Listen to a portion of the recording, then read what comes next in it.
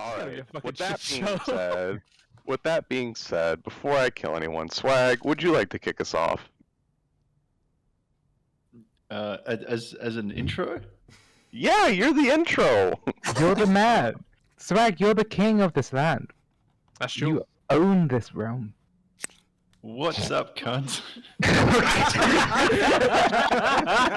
You're given one thing to just dial back a little bit, and I respect it, I but say I feel like keep it. Jake is coming for you right now. That was good. That was good. I like that. I like that. All right. Well, we've started now. We've started. Okay, well, against our better judgment, we've decided to try a podcast. Now, the news team's gotten pretty big over the past few years, and we all know you pretty well. You comment all the time, but you probably don't know us very well.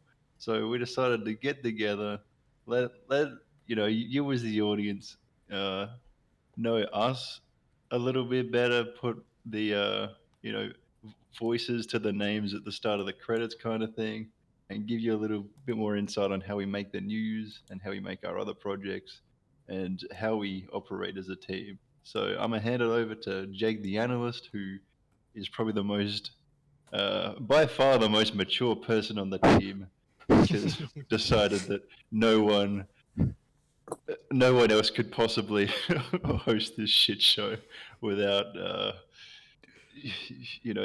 this whole operation falling down. So take it away, Jake. Thank you very much there, Mr. Swaggus.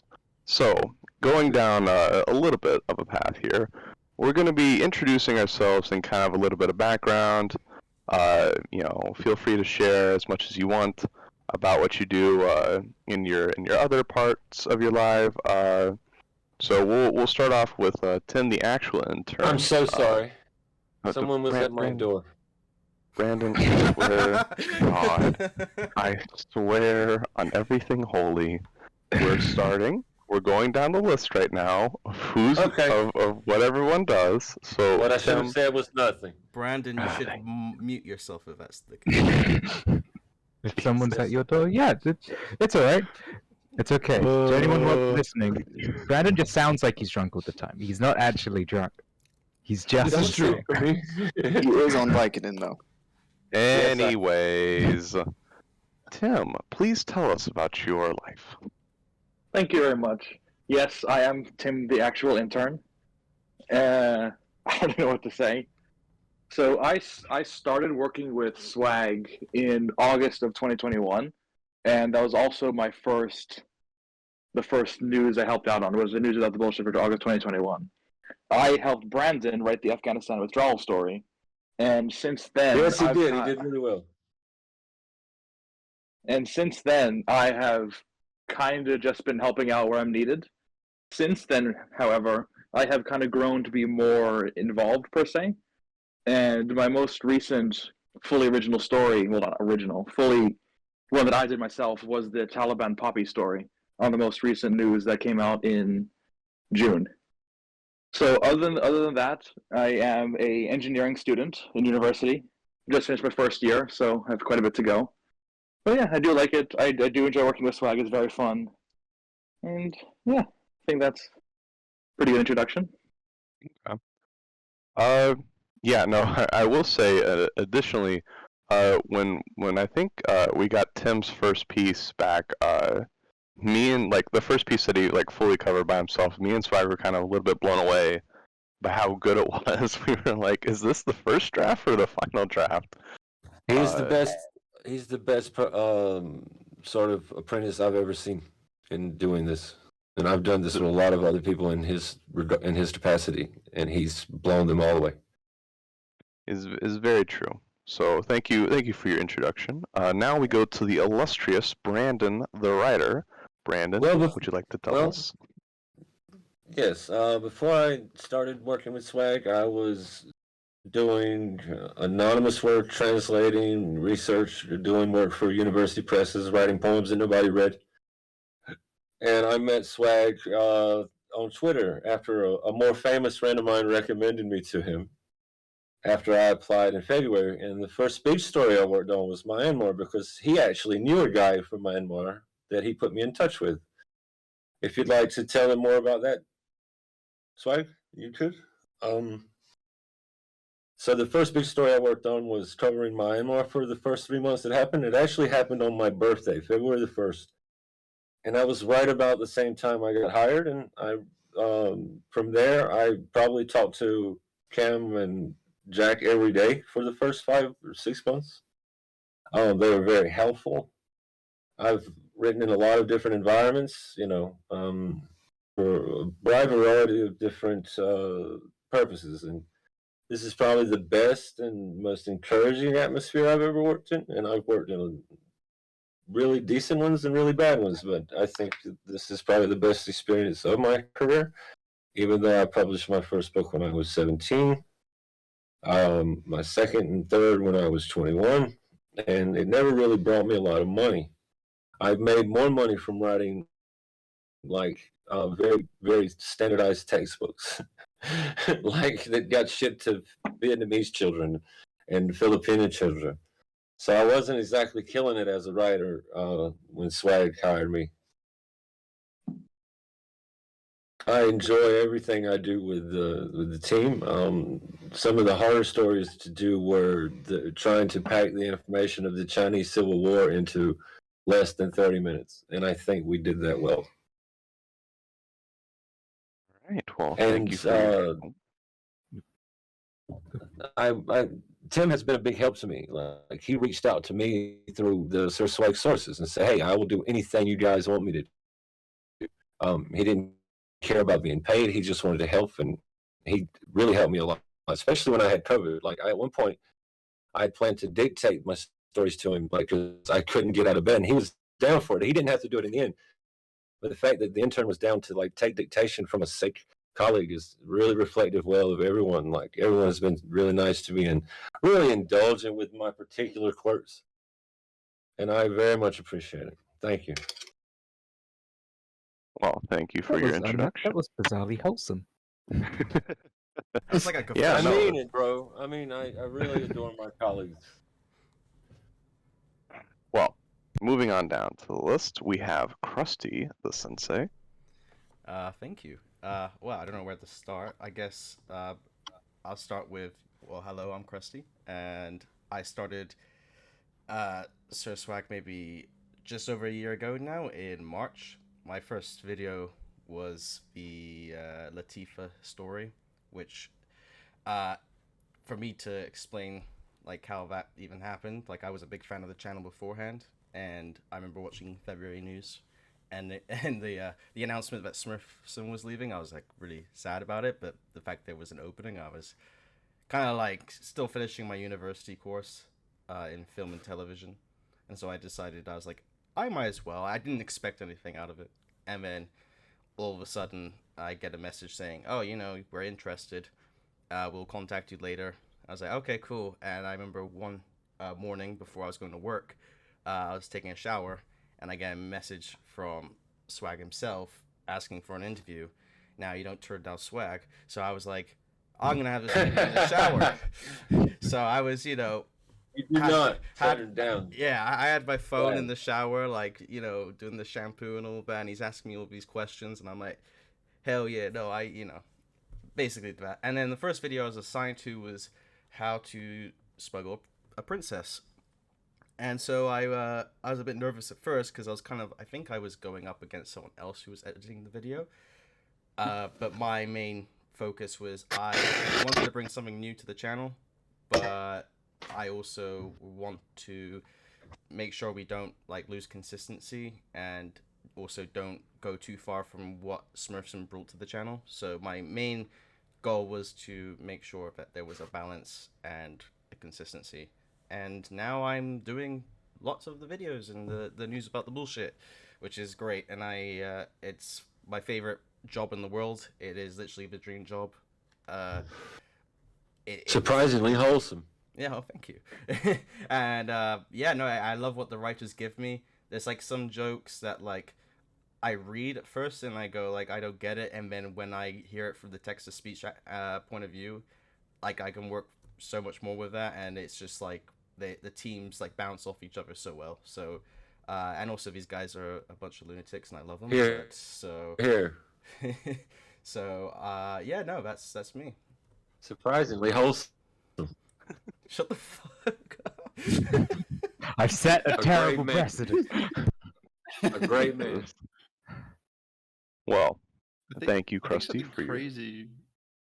Oh, Go ahead. I think something crazy with Krusty, right, is like we were struggling to find an editor to finally take up Smurfson's mantle, because at that point Smurfson had become like this kind of legendary figure, right? And we're like, how the fuck are we going to replace him? And uh, unfortunately, that first video that you worked on, Krusty, I remember that we had, I think, 3 days to meet that deadline, because we'd like committed to a sponsor already, and they had like a really strict time they needed it out. So like, and I'd already given the project to someone else who I thought was going to be really really good, but they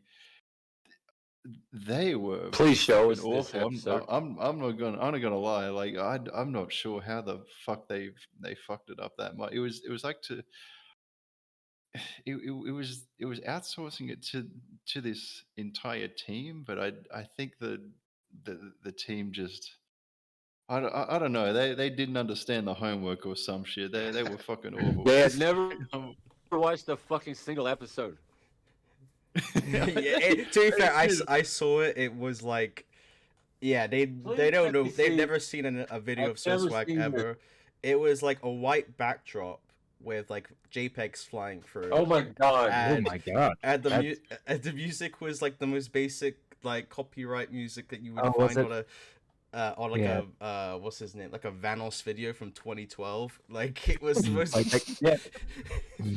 The capitalist like mega corporate music that's just like ba ba ba da da. Hi, this time on buy our things, please. It was that. It wasn't music, it was Muzak. M-U-Z-A-K. The shit you hear on elevators. It was like the do do do do do do do do do do do do about like a really deep topic of like slavery and like running back a princess and shit. Like it was like such a deep topic, and it's like, oh yeah, Princess Latifah has been captured by her family for the last like 3. You're like, this isn't, yeah. So it was like, I'm not gonna lie, I was very nervous, but then I saw that and I was like, I actually feel somewhat better about it. I did actually skip like 4 lectures that week because it had to be done so quickly. But I don't recommend that to people. But I'm glad that I did it, because it got me to where I am today. So I should Surprisingly wholesome. Don't We do love school what you've kids. done. I really love what he's done with all the work the writers have been able to do for him. So, I appreciate Krusty, you were actually Smurfson's handpicked choice. Like, I should have just gone with his gut on that one, because I looked at all these other choices and went, oh, they're pretty good. This guy's pretty promising. And Smurfson's like, no, you should pick Krusty. And I'm like, yeah, he's pretty. He good. was I'll add literally him to the pile." kingmaker. But no, I should have just said, all right. I know that Smurfson's way better than me. I should have just went with his gut. So I think. Actually, think, a massive shout out to Smurfson, because not only was he like very, like, well, he was, how to explain this? He was incredibly like positive about like when I was joining the channel. Like he was there to kind of like help out and stuff. But not only that, because it was my last like couple of months of university, I obviously had exams and things. So even times when, and you've probably seen this a lot last year, where it says like Smurfson is covering for Krusty, and that's just because I wasn't available, and so he's always been able to like pick up any sort of slack that I had. So I'm in his debt forever, and well, one day I hope I can buy him a beer. That's Nice guy too. He's really a nice dude. Yeah, Like, I don't know a nicer guy. exactly. But yeah, that's me. Well, thank you for that, Krusty. Now we go to Jack, the senior intern, to hear more about his life. Howdy there, folks. I am Jack, the senior intern. I believe I am the longest active tenured member of the team. I joined in, I believe, February of 2020. My first story was the coverage of Brexit when that was first making the rounds around, or first when the movement was first gaining steam, and our English friends in the in the group chat right now may not remember that so fondly, but I remember explicitly like trying my best to meet the usual standards of the Swag News team, and also at the same time trying to show that I provided some, I suppose, different. Well, not exactly. That's a poor way to phrase it. I wanted to show that I provided my own sort of value, that I would be a useful addition to the team, and I say that because the way that I joined the Swag News team was probably the most unorthodox fashion in which anyone has joined the team, because I pretty much just messaged Sir I think Swag we on could all Twitter and probably said, say that. because I messaged Sir Swag on Twitter and said when he was first looking for new members of the team, and I basically just said I'm a college student. I'm a history major. I pay attention to global politics and things like that in my free time. So having a job like this would literally be the dream setup. And fortunately enough, I suppose I did well enough to earn a spot on the team, and I've been here ever since. Yeah, it's funny that you bring up messaging Swag randomly. That's kind of what I did too, but we'll get to that in a little bit. That's kind of what I did too. Wow, you just harassed this How it man. all happened. Well, thank you very much for the introduction, Jack. Now we move on to Max, the graphic designer Oh, slash shit. British person. Yes, hello. That's me, Max, the graphics man. I draw things, design things, and generally do a lot of visually based arts and other kind of chicanery. Yeah. I finished university in 2020. It's Uh, January. don't judge my language. I get verbose when I get panicked. That's yeah. what it's for. Yeah. I guess I finished university in like 2020. Went on to work for some universities, a Windrush project, making a calendar, promoting that, which I had to do again this year. I had by some startup companies, did a few bits of work here and there. And then after finishing January, I went freelance again. And that's when I was watching one of Sir Swag's videos, one of the news without the bullshits. I think it was either in December or January. And I saw that there was a position open for a graphic designer. And I was like, I like this stuff. And I've worked on similar things before, doing thumbnails and graphics. So I thought, hey, it could be fun, you know? I mean, there's probably a load of people who apply, but maybe I'll get through. And yeah, a few days later, Swag messaged me and was like, hey, you like your stuff? Seems good. You seem like one of the actually qualified people who applied for this role. And I was like, oh, good. And then I had a little task of thumbnail stuff to do, which kind of, in a way, was one of the most bizarre commissions I've ever got, because it was like, don't do anything too much, but make it stand out. And I was like, okay, all right. I have like very limited tools to make the thing stand out. So rather than like make everything or try to like hone in on one really particular idea, I did what I usually do, which is just make 100 ideas and throw them all at the person until they like one. And eventually, I guess, Swag thought, hey, this guy can do it sometimes, and so he took me on as the graphic designer, and I do the thumbnails sometimes. I was about to like say one thing about you throwing things at people is that like I remember this is like not a negative, this is a very good thing, was I think for this podcast when I was doing the animation for it, I asked if you could like give me like an avatar or whatever to represent you or whatever, and you sent me like 50 different Uh, projects, and you're like, I use any of these. They're yeah, yeah. Yeah.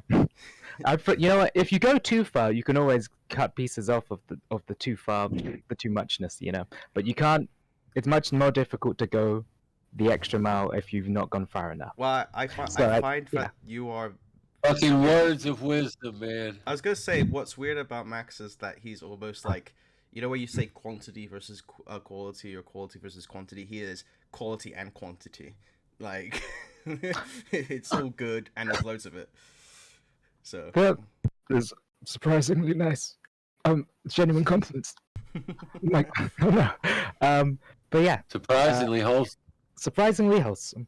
And yeah, I guess I have some handles online somewhere. They might get posted in the video. I have an Instagram and a Twitter.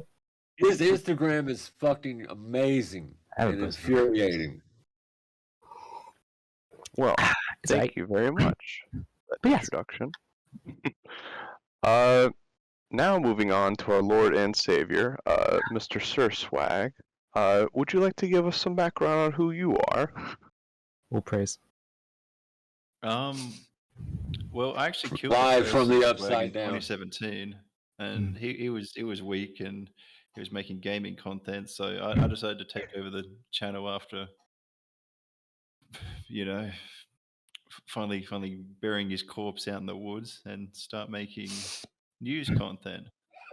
And that started with just regular Overwatch news, and then at one point I'm like, well, if I just got this format and put it to regular world news, like how much harder would that be? And initially, it wasn't that much harder.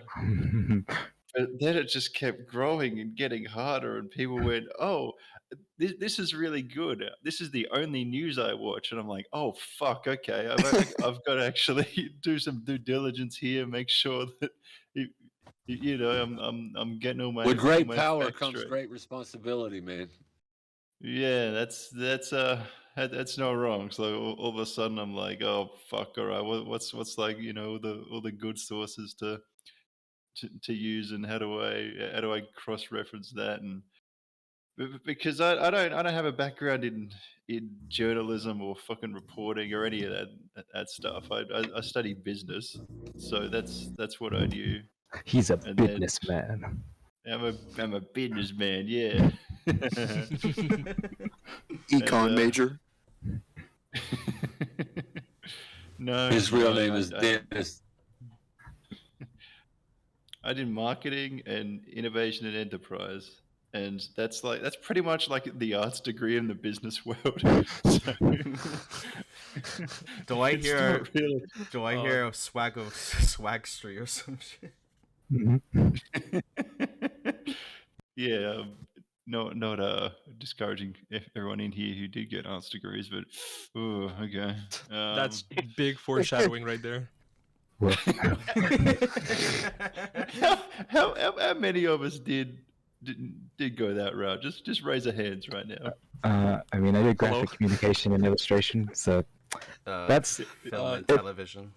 to be fair, that's probably like the like, oh, I want a job and I want to draw pictures of the arts degrees is the one I did. Mine I was want like them you're to be- going to work on the set of Game of Thrones, maybe. That's actually way cooler than. Yeah, that's way cooler than I thought it would be. Honestly, like I honestly, I I was kind of just just want to gonna keep drop it this for my on us. own introduction, but like Ooh. I used to do, well, not I used to. I graduated in cinema studies. Oof. Turns out that it's not great. It's not amazing. You would be surprised how many people do that. I was about to say, Yeah. isn't cinema studies where instead of you actually being like told to go make films and stuff, you talk about films? Yeah, Yeah, you teach it. yeah. You Things become you a do that teacher, and it's a pyramid scheme. like media studies, right? You Anyway, do back- that as back- well as that. Back Sorry. to swag. Yeah, back to swag. back to swag. Yeah, correct. Yeah, I actually thought about becoming like a writer, like studying writing or studying media or some shit. But yeah, I don't know. Business was definitely a kind of safer option, and now I'm here doing pretty much all of that anyway. So that's that's a fun turn of events. But yeah, that's how it happened. That's how I'm here. And that's why I'm uh, part of a news team. Whereas initially I just wanted to make fun gamer videos with my fun You gamer. Now were we talk fortunate about son of a genocide. bitch. Unfortunate son of a bitch. We're talking, yeah, we're talking about Swag, are you fucking okay? yeah. His life just flashed before his eyes. Yeah, exactly. I'm not yeah. gonna lie, 100% A of the solemn tear falls from There was like, it sounded like yeah, There I'm was fine. a cry of an American eagle. I'm good. Yeah, I'm good. Don't worry about it. Yeah, yeah. 100% of the time I've heard Swag's voice, he sounded sad, but trying to stay happy. Like everything in the content, everything in the content of what he said is like positive, but the way he says it makes it kind of feel like could have done so much better. Than Like trying to convince himself almost. we have a joke about like Welsh people or the Welsh accent is that like it sounds like someone like who's trying to be happy but is in agonizing pain. And I love how Swag just manages to not even do a Welsh accent but portray that personality. Hey, and I was told there would be no racism. Welsh people. Welsh people are and- real. Yeah, that's true. They don't exist. Swear What do to you mean? God. I mean, he said I couldn't say. Also, I'm a quarter And- Welsh, so I'm allowed to make fun of myself, technically speaking. A quarter of myself, at least. Yeah, he's got the creds. It's fine.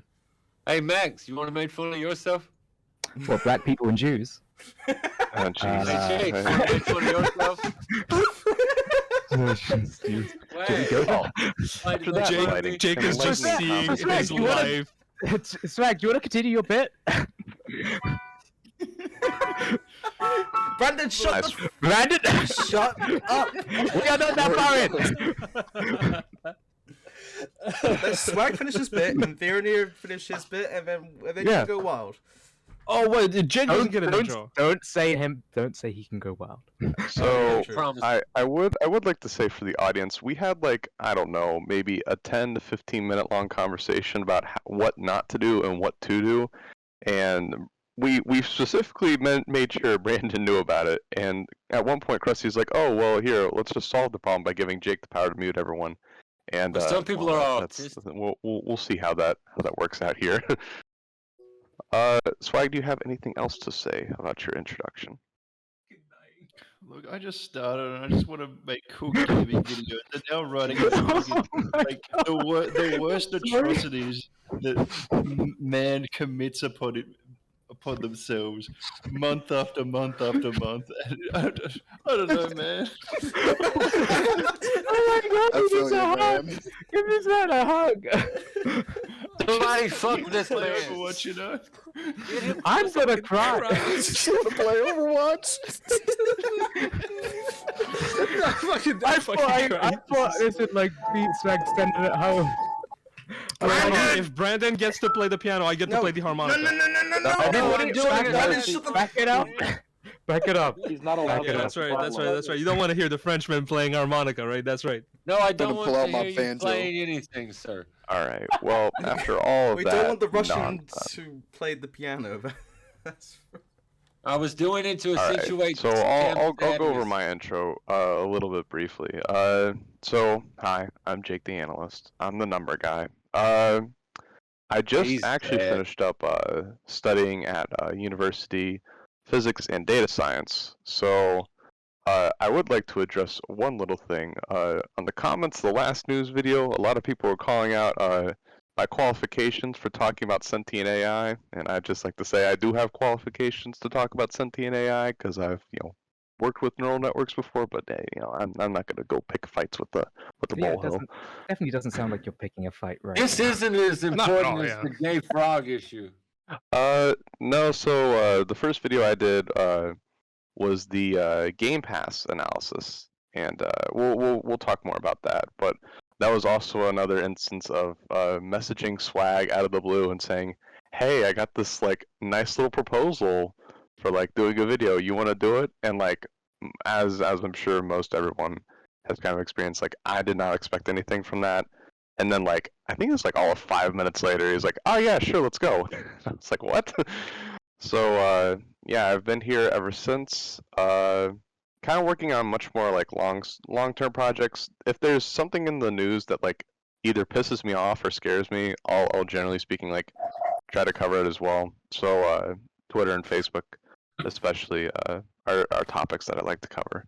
But yeah, and I've also kind of been planning a little special something here coming up in August as well. So that's kind of Something what I've been spicy. up to on the channel. And speaking of special things, we have a special guest here. We have Vernier, a close friend of the channel. Vernier, would you Hey, like hey, to introduce geographer. yourself? Hello. Yes, no problem, for sure. Hi everyone. My name is Veneer. I make videos on YouTube. Sometimes, sometimes I just kind of leave for 7 months and come back and drop, 30 videos in 30 days. As I mentioned before, I did study cinema beforehand. Those are pretty much my qualifications. But I am, if everything goes well, I really hope so. This fall, I am entering university and I'm going to be studying in psychology, which is very fun and very cool. I'm really stoked about that. And Yeah, pretty much like I'm just really nice. yeah, true, yeah, fair enough. I'm pretty much friend of the just friend of the people in the channel. You're I did also make Very I dear am friend. French. That is true. I am French. That is correct. I'm a Hero Québécois of the and people. proud of it. Don't judge him for this. Uh, please, yeah, please don't. Please, come on, man. Trying his Give me- best. Hey come man, on, I'm an come on. American. It's okay. Exactly. I'm from the exactly. South, especially, so know Fair that I do enough. it in all good faith. Yeah, Fair I'm just enough, a fair enough. mess. But yeah, I'm just here to help out in any way I can. I did get essentially how it went and how I got my first contact with Swag, I guess, was I made a video talking about the News Without the Bullshit series on my YouTube channel, which garnered a little attention. And I am a fairly small channel as we speak, so it is like I maybe had like a couple Salt hundred, of the maybe earth. 100.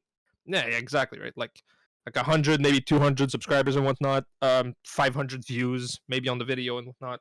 Salt And of the somehow, earth. the algorithm gods at YouTube bestowed upon me the most amazing gift, which was to recommend my video to just Swag himself. And then People he on just the sent team. yeah, exactly. People on the team in general, actually. That is true. Thank you, Brandon. That is a I love important. that video. Oh yeah, it is really good. I go over just talking about essentially how essentially News Without the Bullshit is a very trusty source, and because I did study just within my cinema studies, I did study in media and news and just all this shebang and whatnot. And so I go a little bit in depth about epistemology, just the philosophy of Epistemology being knowledge the and study everything. of truth, right? Yeah, exactly. What Yeah, we absolutely. can't- Exactly. So I go over this. It is really cool. I think it is. It's a pretty neat video, and that's pretty much how I got noticed by the team. And since then, That's we've been in contact, that's and what I it's noticed been very about nice. it immediately. I noticed Also, that immediately and got in touch, I think. yeah. Uh, And I little was tidbit of very information. fond of the video because he What? Okay, poor Brandon. I'm sorry. Little tidbit of information, just really quick. And then I'll cap off on that.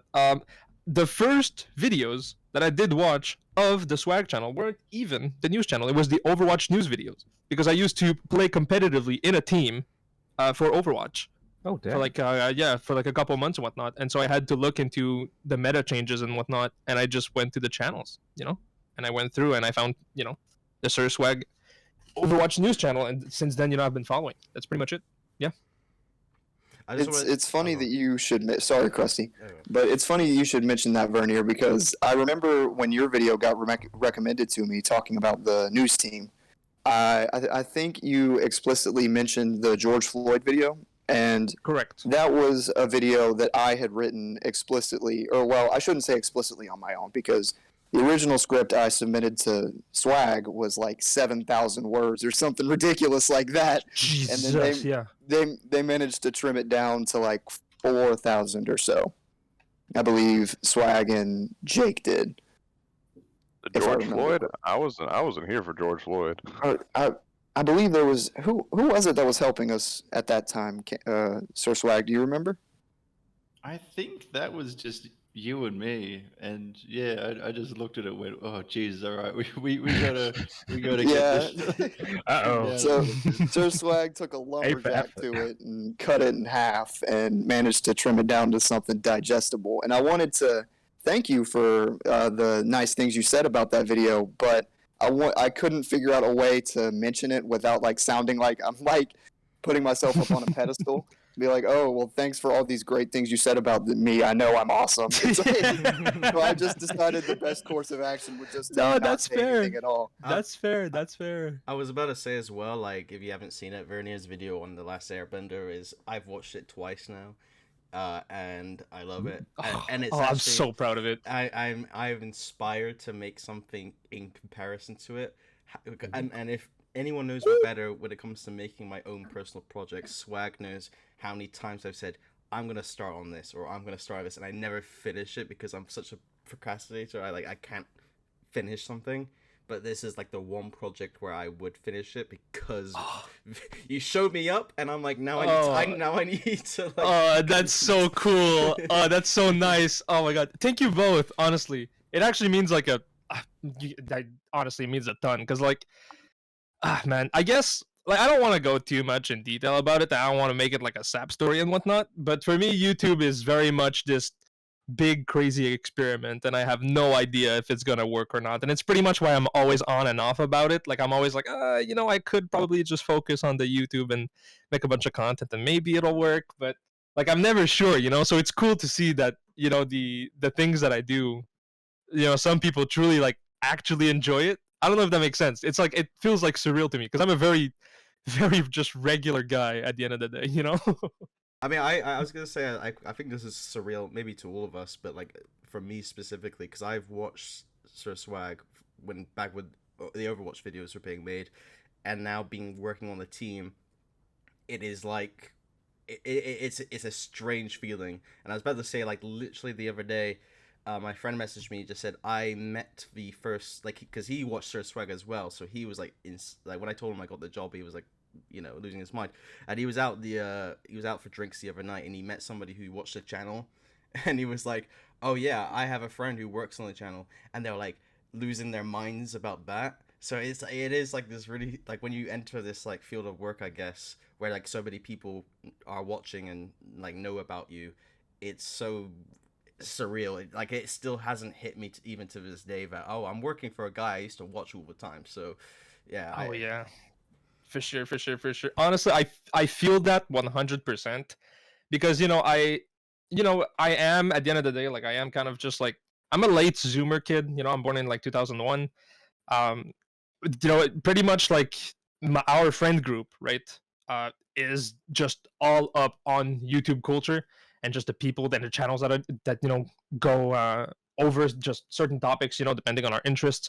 But a lot of my friends, when I told them, like, I remember, can I go? Like, I want to ask Jake because I don't want to take too much time. Jake, is it fine if I tell you if I tell the story of when I learned that Swag actually replied to the comment and messaged me on Twitter?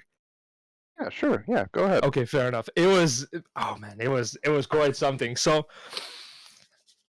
okay, let's start with this. So I was with my mom that day, and she essentially hit me up in the morning, and she was like, "Hey, I want to go see a friend." Sure, no problem. I'll come with you. Yeah. And she's like, it's a 3.5 hour drive to go there because if you guys don't know, Quebec is huge. It's massive. And I was like, okay, that's gonna be painful, but I'll do it because you're my mom and I love you. It's okay, fair enough.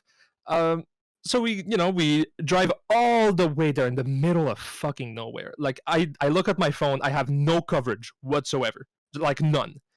I'm like, okay, if ever there is like a serial killer in the middle of nowhere, I'm pretty much fucked. Okay, that's good to know. We kind of just chat up. We meet up with her friend. She hadn't seen her in like forever. everything is going super well and whatnot, and comes dinner, and we're like, hey, we made a bunch of food, but we don't have any fries. Do you guys mind going to the restaurant and going to grab like a large fry so you can, come back here and we can have this nice wholesome barbecue? I'm like, fair enough, sure. Me and my mom, we drive to that restaurant. We order a large fry, and my phone is just blowing the fuck up. I'm getting like I just look at my phone and I'm like having like 5 or 6 calls from like 2, 3 of my friends, and I'm like, what the fuck is going on? So I just call up my best friend. Shout out Jacob, by the way. That's the homie. So I call up Jacob, which is my best friend, and he essentially just, pulls up and he says, "Hello, yeah, what's up, man?" He goes, "Dude, you need to go check your YouTube channel. Your video is popping off." I'm like, "Really? Why?" He goes, "Because Sir Swag commented on it." And I'm like, "Oh, really? Yo, that's amazing. Yo, that's sick. That's fire." So then I go and look it up, right? And I see that Swag actually wrote me a what is what we I don't even remember what the comment was, but I remember that was it like, I think it was based in Pog build. so something like that. I was like, you oh, first that's motherfucker. I was like, oh shit, this is insane. Like, the guy that I'm making a video on actually saw my video, replied to it. This is amazing. This is sick. And all of our, the whole point of this story, to go back to what Krusty was saying, is that essentially, like, our in our group chats and whatnot, like, we were all freaking out. We were like easy, like 5, 6 dudes, grown ass men, just like being like, oh, holy shit, this is massive. This is, yo, good for you. I was so happy. Anyway, yeah, it was just pretty funny, because it was like, man, I have no coverage whatsoever. Like 3 hours later, I just look up on my phone, blown the fuck up, bunch of notifications. I'm like, what? I never get notifications. I never do. I have like 6 followers on Twitter. I'm sad. Come on. Hey, follow Vernier. Yeah, please. Hey, come on. Yeah, follow at Vernier. Yeah, I was gonna Send say, your complaints to at Vernier. I was gonna say, because people Yeah. forget like how long the channel's been up. Like, when I started watching Swag, I was just starting. So I was starting A level, which in the US system, I guess, would be like starting high school. I guess. Wait, So no, I don't think so. it's the last 2 years of school. Is that high school? in the What the state? fuck? Is that high school in the States? Well, yeah, high school's 4 years in the States. Oh, okay. So the last 2 GCSEs. years, okay, yeah. I was gonna say finishing GCSEs, ending, yeah, and then going into A level. That's when I started watching Swag, and then when I graduate from university, I start working for the guy. It's it's kind of crazy how I don't know. It's strange. But let's just say if I was talking to my 16-year-old self right now, he'd probably be losing his shit. Right. But yeah. Yeah, man. I think a lot of us have a similar experience, because I started watching Sir Swag around the time that Overwatch first came out, because my group of friends IRL had gotten into the game, and I wanted to learn a bit more about it, so I wasn't a complete scrub. And that's literally how I came across the channel, was from how to get good. Yeah, true. Back in the day, the good old days. I don't. Hell Yeah. yeah. So I don't want to cut things off. Oh, okay, there you go. I was gonna say, you want to unmute. Oh, yeah, I was about to say, take him I'll out of take prison. Brandon out of jail. Put him back in jail. He's Put him back. Put him back. Laugh Put him track. back in his box. Out of its solitary and lost his mind. It's just, what is he listening to? He's listening to monkeys. My man just said, "Fuck it, I'm gonna put Saving Private Ryan." I did it. It was me. Brandon, you're going back to jail. Brandon, I swear to everything holy. You're going back to jail. I did this to him. He could unmute himself. Brandon, He could unmute himself when he killed the fuck out. Brandon, you have a chance here. You can redeem yourself. Just 5, 4, Brandon, please. 3, 2, 1. Oh my god. I'm looking at a timer. I'm going to unmute you again in 30 seconds, okay? Holy shit. Jesus Christ. You see, this is why I always say Wow. Brandon when I finish a sentence, like when it has something to do with noise. Oh, that might have I just been the best comedic gold I've ever seen all day. Oh, Granted, it's only man. 10 a.m., but still. I was about to, Holy shit. I was about to say we got a lot more coming in, guarantee. Okay, All right, I've unmuted him. I think. but he's I think he's muted oh, himself. muted I himself. muted him. I'll unmute him as well. Oh, there we go. I'm sorry. I triggered something that made my extended monitor go off, and it got loud. I Uh-huh. didn't mean to put that, so I just muted myself so I wouldn't be heard while I dealt with that. Oh yeah, that was just entirely Uh-huh. Uh-huh. by accident. Okay. Yeah, we didn't hear anything. Fair enough, yeah. No, nothing. Well, Well- my son had this my smart TV reset to his stupid I thought you said his cartoons. granddad or grandmom's. He did, but he won't. He leaves my TV settings, his TV settings. You know, I don't have rights. I see what you mean. Mm. It's a I wish I could abort him, but he's 14 years old. Jesus I'm guessing we've gone through everyone, haven't we? Christ. we just Yes, forgot we to vote. have gone through everyone. So, believe so, yeah. what I'd like to do now is also, I had one other topic that I remembered about, and I kind of wanted to talk about how we go through the video process. And actually, I wanted to throw it to Swag first for this one because recently we've kind of gone through a bit of a change in how we do our videos and like how we work on the news. So if you can kind of go over how we used to do it beforehand. How it started? Oh, Yeah. What started with just me, right? And it was just regular Oh, he's gonna cry Overwatch again. news.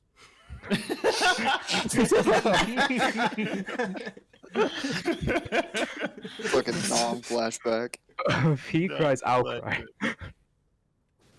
No, it's just regular Overwatch news, and they were like, I don't know, 3 to 5 minutes long, and then they transitioned to regular news, and they're about the same length, and then yeah, Jack came along. He was like, "Hey, can I help you out there, bud?" And I'm like, "Yeah, sure. we can do that. I wouldn't mind the help." And then obviously they started getting longer and longer, and for monetization purposes, we needed to switch it to once a month as opposed to once a week. So obviously, that also made the projects a lot bigger. And then, I got Smurfson on board with the editing after about a year, and the production quality admittedly took a big old skyrocket after that. Oh, I thought you were gonna say nosedive for a second. No, absolutely No, not. Smurfson's the goat. Yeah, he's Krusty, absolutely the goat. sorry to interrupt you, Sir Swag, but I just wanted to say that we have been blessed with two phenomenal editors in Smurfson and subsequently Yeah, Krusty. Stop it! Stop it! I think Jake could pursue further and ask what some of your favorite projects were while you were working for Swag since you've joined. Like, I have a number of projects that I've done that I really like, and specific moments that you enjoyed. Like, I don't know if I could put this up to a question. Like, what are the most enjoyable things you've done or particularly enjoyed while you've worked here? I mean, it's something that I've always wondered what you guys thought was the most fun to do. I mean, I mean, Like, do as we do you wanna let- as an epilogue to what we first did, what we have enjoyed. You know what? I'll answer that question, but I'll let Swag finish the story, and then we can get Yeah, back to the sure, question, sure. and then we can get everybody's like favorite video they worked on. I think Yeah, that would be because great. that's Yeah. like a nice Yeah, round of I- how and the if it's, video get made. I understand that. Anyway, back to you, Swag. And a lot of I've got a lot of good ideas. Too bad most of them are stupid. Indeed. Back to you. Sorry. Yeah. I love you, Swag. I'm so sorry. I'm so sorry, my friend. You fucking dipshit. Every time I've ever called him, his first words are always, fucking Christ, Brandon. Jesus, Brandon, fucking Christ. All right. Back to the swag. Good man. Well, you know, after a while, you know, we started getting more writers just to, you know, just start to line the load right. And the previous system was, you know, I would deal with them all. I would deal with everyone individually. Like there was no kind of way for anyone to do things autonomously, I guess. I don't think anyone really kind of spoke to each other because everyone just, you know, it was all just, you know, report directly to me kind of thing. But I think was it only this year that everyone decided to think like, oh no, that's a terrible way to do things, Swag. We should all we I should all think get when I together. joined, I was like, "Is there like a group chat or thing to discuss ideas and things?" And you were like, "We'll make one of those." Yeah, And no, was like, "Oh." I think like when I don't want to like take responsibility, but like I think me and Brandon were talking because I think when I first joined the channel, the first person who reached out was Brandon to just say like, oh yeah, here's some stuff if you need extra things and stuff, and that I was like, I think we added so many people, and I said, you know what, screw it, let's just create a Discord chat so we can dump everything into it, and that was Yeah, it man. was I originally tried supposed to be. make one beforehand, but nobody wanted to do more homework because of my existence, so it didn't get off the ground. Yeah. So no, I originally intended the Discord to just be like a source dump, but I think people just took to more like communicating general things in it, which is nice. But I mean we'll probably get into it later in a minute with what Swag will say, but like what Jake has introduced is way more effective than what I was trying to do. Yeah, so it was pretty much, you know, unga bunga for the longest time, you know, do your work, report to me. But then, you know, Jake the analyst came along and said, holy fuck, this is so inefficient. And he, you know, kind of turned the whole operation on its head. So maybe, Jake, do you want to tell us more about To be fair, how you I said did the something channel? similar. Yeah, so I'll go in. So I think everybody at one point when they first started working for Swag asked, "Oh, is there like a group chat of some kind?" And I remember the initial response I got was, there is, but we don't really use it a whole lot." And I got invited to it, and I kind of I bid my time a little bit. You know, I was making. We had just got done with the Game Pass video. I forget what video we did next. Might have been the tier list. I've got it up here. It was the give me a second. The Game Pass. It was the news about the bullshit January. I think. Oh no, that's not the right one. Sorry. Anyway, carry on. I'll let you know. But I was waiting until I had like multiple like sort of projects underneath my belt before I started like suggesting any radical changes. But yeah, so we kind of everybody existed in their own sort of quadrant of the channel, and like we have Nathan the gaming writer too, who wasn't able to join us on this podcast today, but you know, he exists in his own dimension and has existed in his own dimension for a while now. And I remember just talking with Swag about it, and I was like, there's got to be a better way. There has to be a more efficient way. Because, like, realistically, for most of the people on the channel, most people don't start work on their stories until probably the 15th of the month. And even then, it's, you know, what everyone has to do is run to Swag. Swag has to tell everybody yay or nay on the stories that they run to him with, and then they have to go out, write the story, they give it to Swag. Swag has to edit it, not only just like, you know, for content and making sure like grammatically it works, but then he has to go through and edit it again to make sure that the text to speech can say everything properly. Then he has to give it to Krusty, and by the time Krusty gets it, Krusty has like maybe 3 days to do everything. And Krusty doesn't know what the hell we've talked about for the past month, what possible stories we're even like covering, and he has to like go out and find all these clips. So essentially, we've adopted a few workflow strategies that have let Krusty at least know what the hell's coming down the pipeline, so then he's not like, oh, okay, so we're covering all of Ukraine this month and nothing about the entire rest of the world being on fire or something like that. So uh, we've definitely I think come a long way from where we were, and I think a lot of people are very happy with the new system. I was gonna say, But like, what's improved. Now, I'm not gonna talk about last month only because last month I was away for the majority of the month, so like it was like kind of a nightmare. But the month. Oh, you're talking about shit you didn't witness firsthand? Yeah.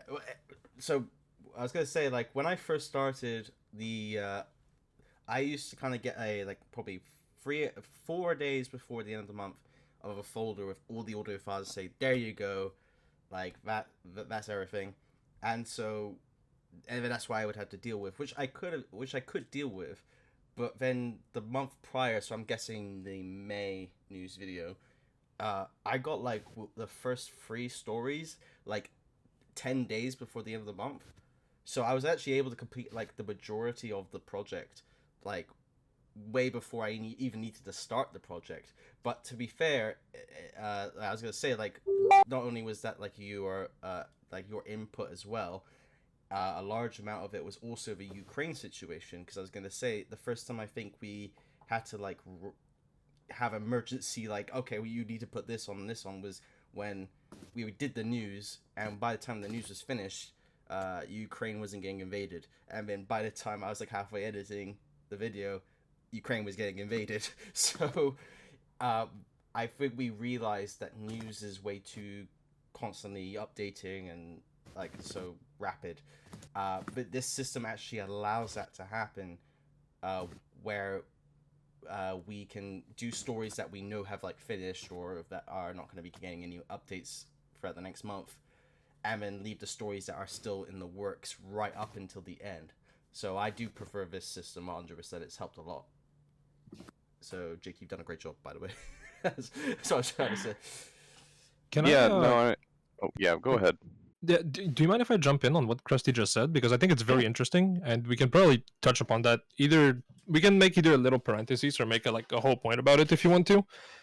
I think it's very interesting to compare the sort of structure of how news are presented on your channel, compared to, say, for instance, how the news are presented on different like other avenues of media, right?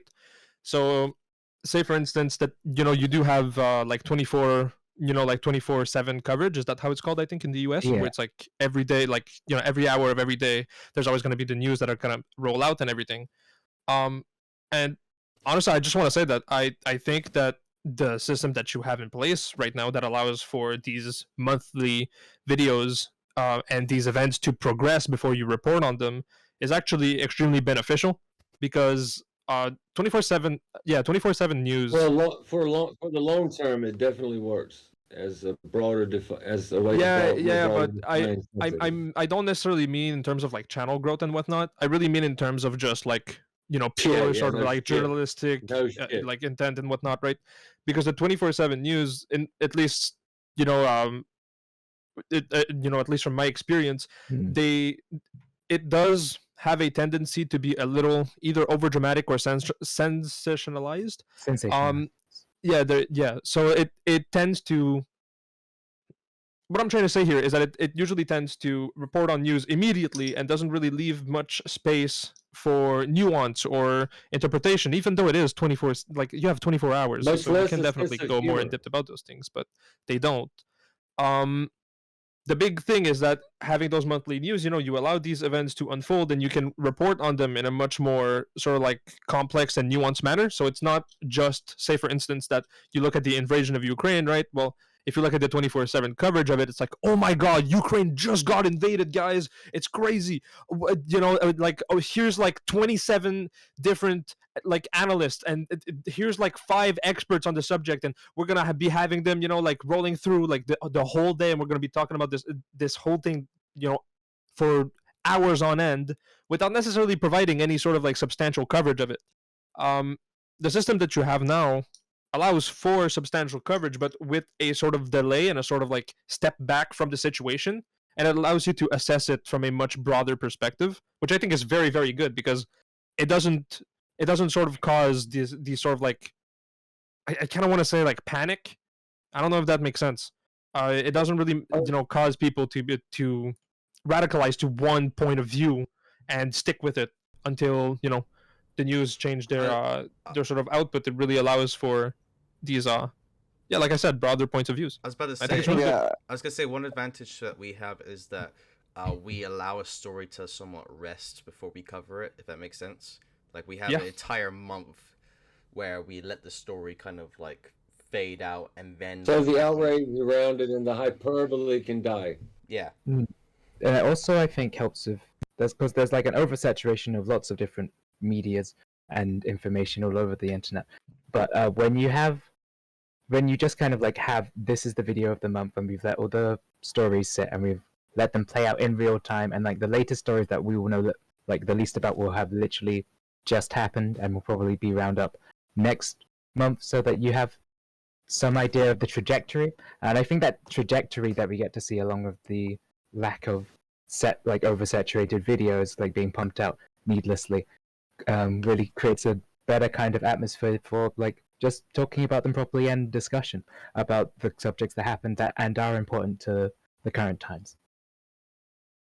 yeah, I think Yeah, Sir sure, Swag could sure. probably add on to this, but I think that was largely the inspiration behind starting the global news portion of the channel, was because I know Australia has its own problems with its own mass media conglomerates, but the United States in particular has its own issues with, like Vernier said, the 24/7 media, where the only way they can get views when the world isn't on fire, like with Ukraine, is by incredibly sensationalizing like the most minute of issues, like focusing on minor social issues that don't really affect people's day-to-day life, but they stir up animosity among the general population because it's a sensitive topic for some people. So where the monthly news comes in is we don't need to worry so much about retaining people's attention over a 24-hour period, 7 days a week, where we just have one entry per month where we can get out all the necessary information and do our due diligence as journalists, I guess you could say. Because we, like Brandon said, we give the hyperbole and the oversaturation of a particular topic time to die down. Then we can actually dive So, into cooler heads the prevail, real. Yeah, you get to exactly. sort bullshit the wheat from the chaff, so to speak. Yeah, we have an opportunity to actually dive into an issue and look at, say, the root causes of why country A is doing this or why country B isn't doing that. I was about to say, like, a perfect example right now is the Sri Lanka case. Brandon, what the That's the Sri Lanka case. They're I'm calling gonna- it. Okay, so anyway, I was gonna say. I'm sorry. That's Yeah, I was My gonna bad. say the perfect example is the Sri Lanka case, where it's still like going on, and it's been going on for a while, but it's still like in its like heyday, big issue, and so like we somewhat kind of want to get it to a point where we can actually explain everything that's going on at once, if that makes sense. Yeah, absolutely, for sure. It definitely makes sense, and I think it has a lot of upsides. I mean, it sure probably does have some downsides. Especially before Jake came in. Like, oh, I was listening to Jake talk about that. And I was like, oh my god, that sounds like just raw production hell. Like, I mean, honestly, having to like coordinate people without any sort of like centralized way of talking. Oh, my I mean, God. it wasn't. well, I mean, It wasn't the end of the world for me, at least, because like, sure, it's 4 days to edit a 40-minute video, but it was kind of like, all right, at least I know what I need to do. This is the final. That's it. Now we're actually getting, because at the time I was like, okay, my job is to get it done. Now my job has become more like, okay, can we make sure what we're doing is actually the best way to do it? So as I've gotten better at the job, but yeah, sorry, go on, Jake. Sorry, I didn't do it. well, I mean, no, you know, that's perfectly valid. But the whole point of what we were doing isn't that the original system was like horrible. it was, and I'm sure Swag could talk about this too for days. It was trapping Swag and having to do so much with the news that he wasn't able to do the content like Overwatch videos or, there's it's kind of funny, a lot of us work on either long-term projects or short-term projects, and short-term being the news, long-term being Game Pass, and we have another one coming up soon here as well.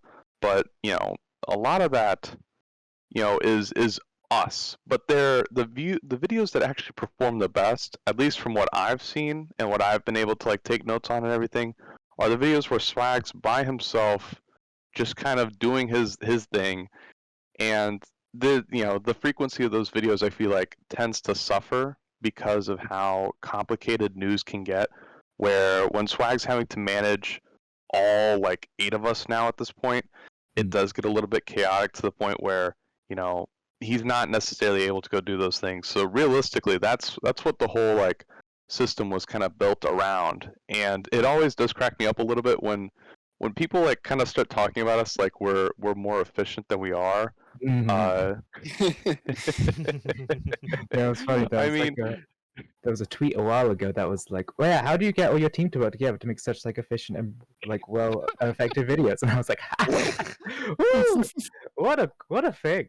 What a thing to say about us." and I mean, like we've definitely gotten better. I feel like as we've kind of all started talking, more and more, it's gotten a lot better to the point where now I feel like we're starting to become a fairly well-oiled machine. Obviously there was last month was a little bit of a hiccup because Krusty was kind of out, but Last we're month was getting cursed. better. Yes, last month was very it was all over the place. But we've gotten to the point now where in other months some writers were handling more stories than others, and I think we've gotten to a point where we're kind of balanced. I mean, Swag, anytime you want to jump in, and talk more about your perspective on this. Father has left. Yeah. So it's definitely been a challenge to kind of s- you, you know hand more and more of the news over to the rest of the team, because I tend to micromanage all of this stuff, like as you kind of mentioned before. I will I'll go through everyone's script, and I will completely rewrite it if I think it's necessary. And that's not necessarily because it's bad work, but because when you're working with like a text to speech program, you need to write very specifically and deliberately, or else it sounds really unnatural. Like it just doesn't sound good at all, and that tends to take up a lot more time than people realize. Like I've had a few people that comment, and they say, "Oh, you should put in the extra effort to get an actual voice actor, right? Because it'll be more effort, but it'll sound better." But from what we've seen from our polling, around 80% of people like the text to speech, and because of that, we actually have to spend I don't know 2, 3, maybe 4 more days a month just to rewrite everything and perfect that. So yeah, if theoretically, if we could get the whole news voiced, it would probably save us quite a bit of time, to be honest. Like we could probably automate, or I say automate. I could probably hand a lot more over to the rest of the team quite confidently, because then it wouldn't quite matter as much how things are written, because I know that if it sounds like something a person could say, then it wouldn't matter uh, how they type it. So yeah, that's kind of the challenge that we're facing at the moment. It's just get, as Jake keeps telling me, he's like, "Oh, we got to get you off news as much as we can. That's our job at the moment." And I think we're still figuring that out, but I hope we come to solution sooner or later. I mean, this entire channel is a work in progress. To be fair. Yeah. True.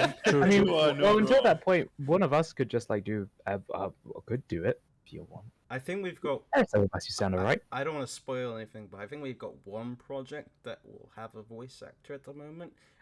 If I could put my 2 cents into it, and I'm just gonna shout out my mum, who watches the video. Yeah! Oh hell yeah! Yeah! Shout out Krusty's mom. So my mum watches it, and when she first, my mum is a very neutral person, but she will put her opinion out. And when she first started watching the channel, the one thing that she pointed out was like, she was kind of like, the text to speech is interesting. And then as she watched the video, she kind of put her opinion out, saying like, the whole thing about the text to speech is that at least the voice is very neutral, in the sense that there isn't any sort of like sarcasm. I mean, there is sarcasm in our scripts, but like the voice itself doesn't have like a tang or a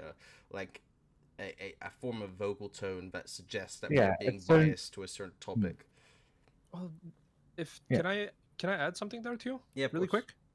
I think it has even like a deeper sort of like connotation. Sorry, my bad. I'm very big into aesthetics personally, and I mean aesthetics in this sort of like philosophical term, right? And I think it's right, yeah, and I think it's very important to have the text to speech for a very specific reason, and it's the fact that it detaches completely the news from any sort of human perspective, right? And the fact that it's not a human presenting it, maybe I am wrong on this, but it is my belief. I feel like because it's not a human presenting it, it's not the way that people see it. It's like, oh, okay, it's neutral.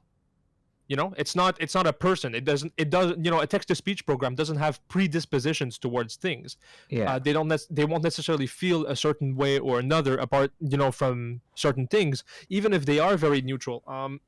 If I can give an example to this, very quick. I think now I don't want to start any beef. Okay, that's not my point. Just really quick. Okay, but I'm not. And again, I'm not. Well, not and again, but I'm not a Destiny viewer. Like I don't watch Destiny. Do you guys know who he is? By the way, he's a political Know the name. yeah, political streamer. Exactly right. Stupid. Yes. I think he's a flamboyantly intellectual blackface who gets off on riling people up to exploit them for money. Jesus. Okay, I will. I didn't say call this. him I don't out. want to start shit with Destiny. Okay, I'm good. He I'm doesn't good. I'm good with Destiny. When Brendan, stop. Brendan, stop. Brendan, stop. Brendan, stop. Please, Brendan, stop. Brendan, I don't need this. I'm trying to make a good point here. There you go. Brandon's All right. opinions are his own. So we're both allowed our good points, dear We sir. Just because I think that doesn't mean you can't And think whatever it is. Every you think. single fucking time I unmute you, Brandon. Every single This is fucking just time me. you This is the come in and Brandon say you some fucking bullshit. invited. Are you retarded? Yeah, let's put that one.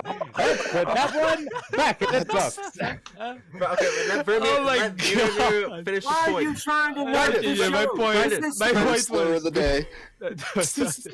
My point was okay. My point was that I feel like Destiny has a very good tone of voice to present things in a sort of pretty concise and neutral-ish manner.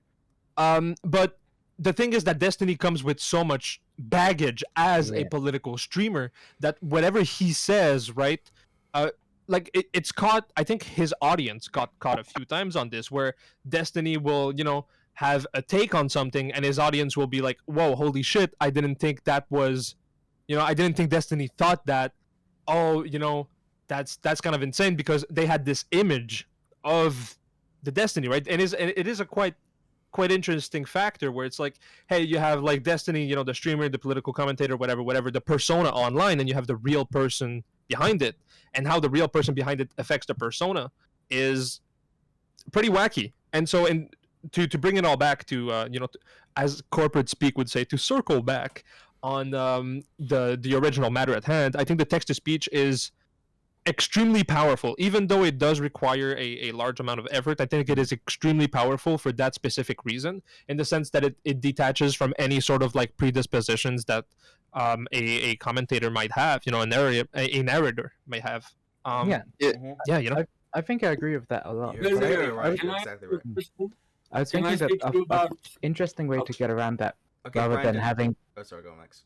the I kind of really like- no tone voice, which I also do think really fits the like channel's message and aesthetic, is kind of cycling through. I mean, it could be just anybody, but like us to begin with, just people of various types, just narrating the news. If that would make the workload easier, just having it be like, oh, this month you do it, and then it's just a different voice each month. We go around in a cycle. Probably That to is get true, better stuff. actually. Yeah. Just get some Fiverr guy on, you know. Just get some Yeah, Fiverr guy on, you know. Okay, Brandon. can I ask you- Brandon, you Can go. I ask you a question? I just Yeah, want to sure. talk I'm to gonna him about a unmute book. that. I think he might. Yeah, go for it. I'd like to ask him a question. Yeah. Okay, Bernier, do you know of the work of William Gibson, the man who wrote Neuromancer and Adoro and Virtual Light? He's I a don't really think I popular do. science fiction author.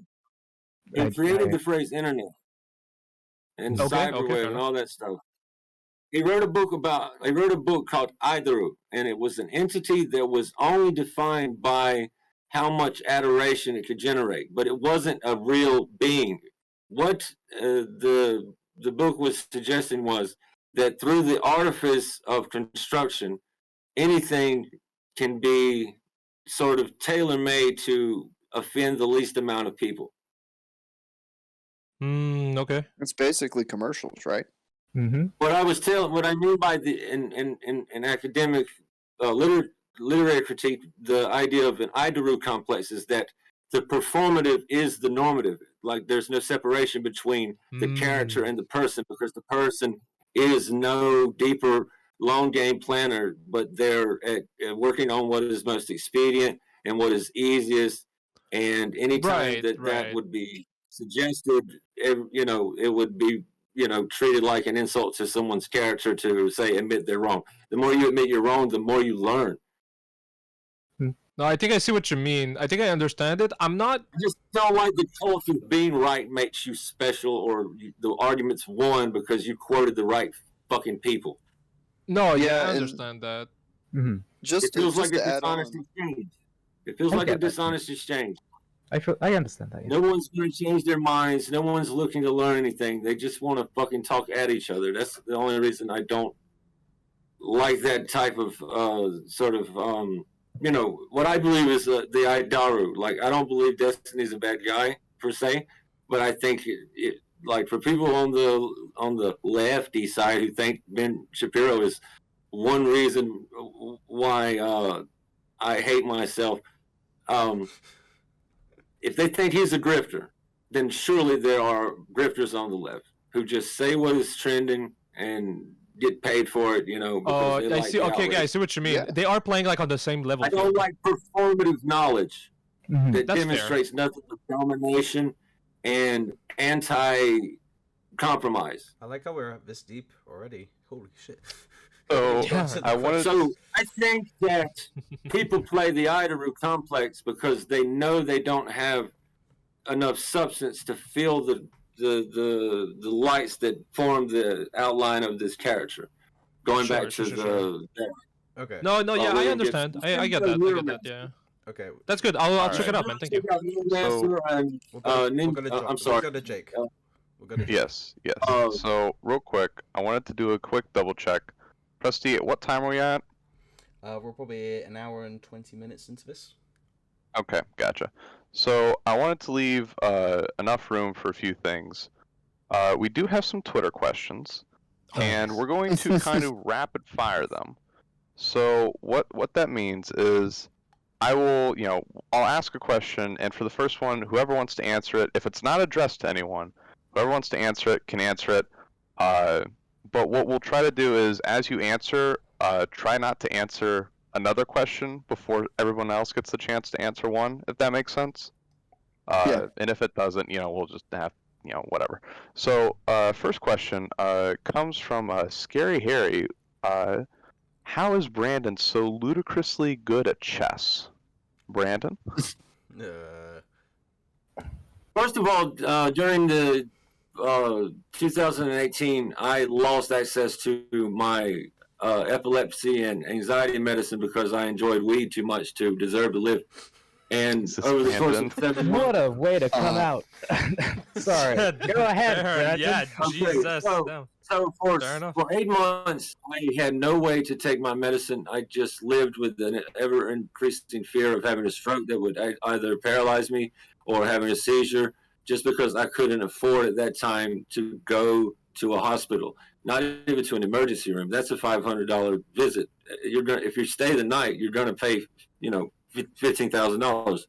So I started playing chess over that period of time, and at night, to make myself feel better, I would go sit in front of a really, really, really hot kerosene heater to burn myself alive so I could feel better before going to bed.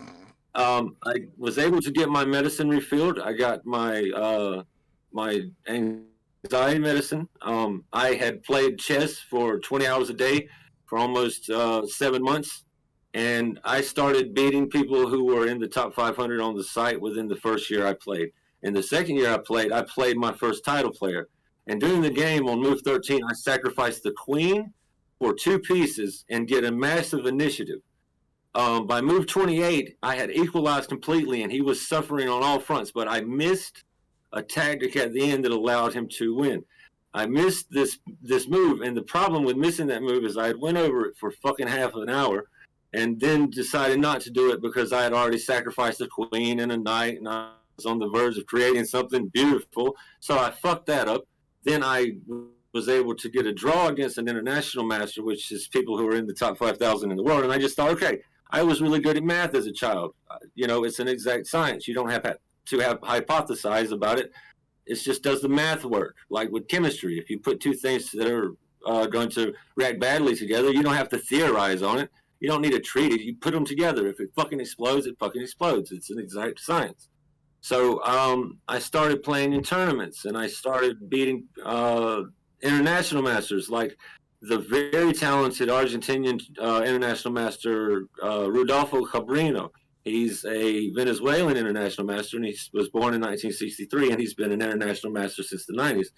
And it's probably because he was low on time, because when international masters play online and for free, they usually play in what are known as simul's, when anyone, like from 5 to 10 people, will play against them at once. That's how lower rated players or anonymous players who haven't been out and like registered with FIDE. Because once I started really taking chess seriously, me and my brother would get a program called Leela and study the openings. And it got to the point where if someone couldn't play properly in the first 15 moves, they were going to lose against us. Like, they have no fucking chance. If you don't know your theory, don't play. If you don't know how to refute, certain ideas in the Sicilian Najdorf, don't play it. You will lose, and it can be forced on people who don't know what to do, because saying you know how to move to pieces means you know how to play chess. Saying that is like saying that you know how to move the controller, therefore you can beat Ocarina of Time. It's on a level that's so far removed, and I was surprised at the winning chances I got against such high-rated players. And when I met Swag, I was on the verge of quitting writing because I was 36 years old, super fucking old. Saw the first commercial for Fire. No joke, no laughter, but Okay. Sorry. Was that a joke? Yeah, you opened up this with I was on the verge of killing myself and didn't deserve to live. So I was like, I want to take this one a little bit seriously. That's not such a big deal when you grow up when you have something called bipolar personality disorder, what it used to be called manic depression. Hmm. Like I have, when I first met Swag over the Twitter, he told me that he thought that I was overqualified. So I was like, nah, bro, I dropped out of high school. I don't know fucking shit. And he's like, okay, it sounds good. Sounds good. So how is it that you know every fucking thing? Well, I write a lot of essays for really lazy college students who would rather pay $100 a page than learn something. So over the course of my 20s, which is in the long... Hold on, Jake. Hold on. That's illegal. Jesus Christ, Brandon! Can I say something really quick? Yeah. I I really like the knight. Yeah, that's Oh, it. I really like the knight in chess. Yes, I see. Oh, Yeah, Jesus. yeah. All right. This has got on far enough. Okay, wait, hold on. Quick fire question. Quick fire. Quick fire questions, yeah. Jesus. No. So it started back in 1995. The rat's asshole. I met this guy from Pussy Kid. To a point. Yeah, it's exactly that. Like back in Okay. now you won't fucking believe this. I won't Back in the tell any Soviets. context. I won't, Sorry, I go won't ahead, tell Randy, go why ahead. it mattered so much that I was chosen to write for the team. Go ahead. Like he asked me to write up a report on Venezuela, and the first thing he said was, "Monkey, make it simpler." And then I started writing on Myanmar. I started doing the story on Echo Side. I remember one month he had 3,000 words, and I had written 28,000 words, and he was like, "We've got to stop this from happening." Brandon, this was Like he thought I was going to be killing myself, or that I was taking on Wait, my Brandon, wait. I enjoy your answer. This is not about chess anymore. Doesn't sound like it, bro. I do, but quick fire questions about We're chess. trying to go quickly through like 30 questions. So You know, just one day we'll This is just record one. like 8 This is hours. question one, Brandon. Yeah. And I'm just saying. This Okay, I'm was just meant saying, to Brandon, be- Brandon, hear me out. Okay, I'll cut you a deal. Okay, I'll cut you a deal. What if one day, okay, you and I would just get into just a regular voice chat. Okay, we record like straight 8 hours of content and we just upload it raw to the Patreon. Whatever. Can There you go, boom. can I add to that? Jake Sure, is why not? allowing this motherfucker to interrupt my time. I was on the verge of revealing this. Oh, this is Jake's fault. Okay. This motherfucker is Jake, the fuck. what the fuck? You're giving him time without Come putting on, him back. Jake, Why not the let him fuck? finish? Yeah, you know what, Jake. Jake? How dare you, Jake? Jake, how dare you take this man's time away from all of us? You What the? absolute animal. This Yeah, is Jesus fucking disgusting. Christ. Just gaslighting I the wanted shit to out of talk him. about the time I got Swag in trouble by talking to a member of a terrorist organization. Like, come on. Oh, Jesus. all right. So Well, I want that's- to just But say we one can thing. let the I dude wanna- who doesn't write for us talk more. Go for it. Anyways, Sure. so there is a running Go- joke. Yeah, There go is ahead, a go running ahead. I don't joke. want to finish my story. Oh, Brandon. Brandon, this is one tweet. Brandon. This is one tweet. A single tweet. A single tweet. Well, I was just retroactively speaking on things I didn't mention earlier. Oh fuck! Where are my Kleenex? I'm dying. Jesus. Oh, I'm actually like I'm legit fucking. Jake, like, I would have been done by now, and this whole thing could have been averted. Okay, if you would have been done, let's said anything, it'd be done. All right, then let's Jake. get a move on. Last just thing I finish want it. to say.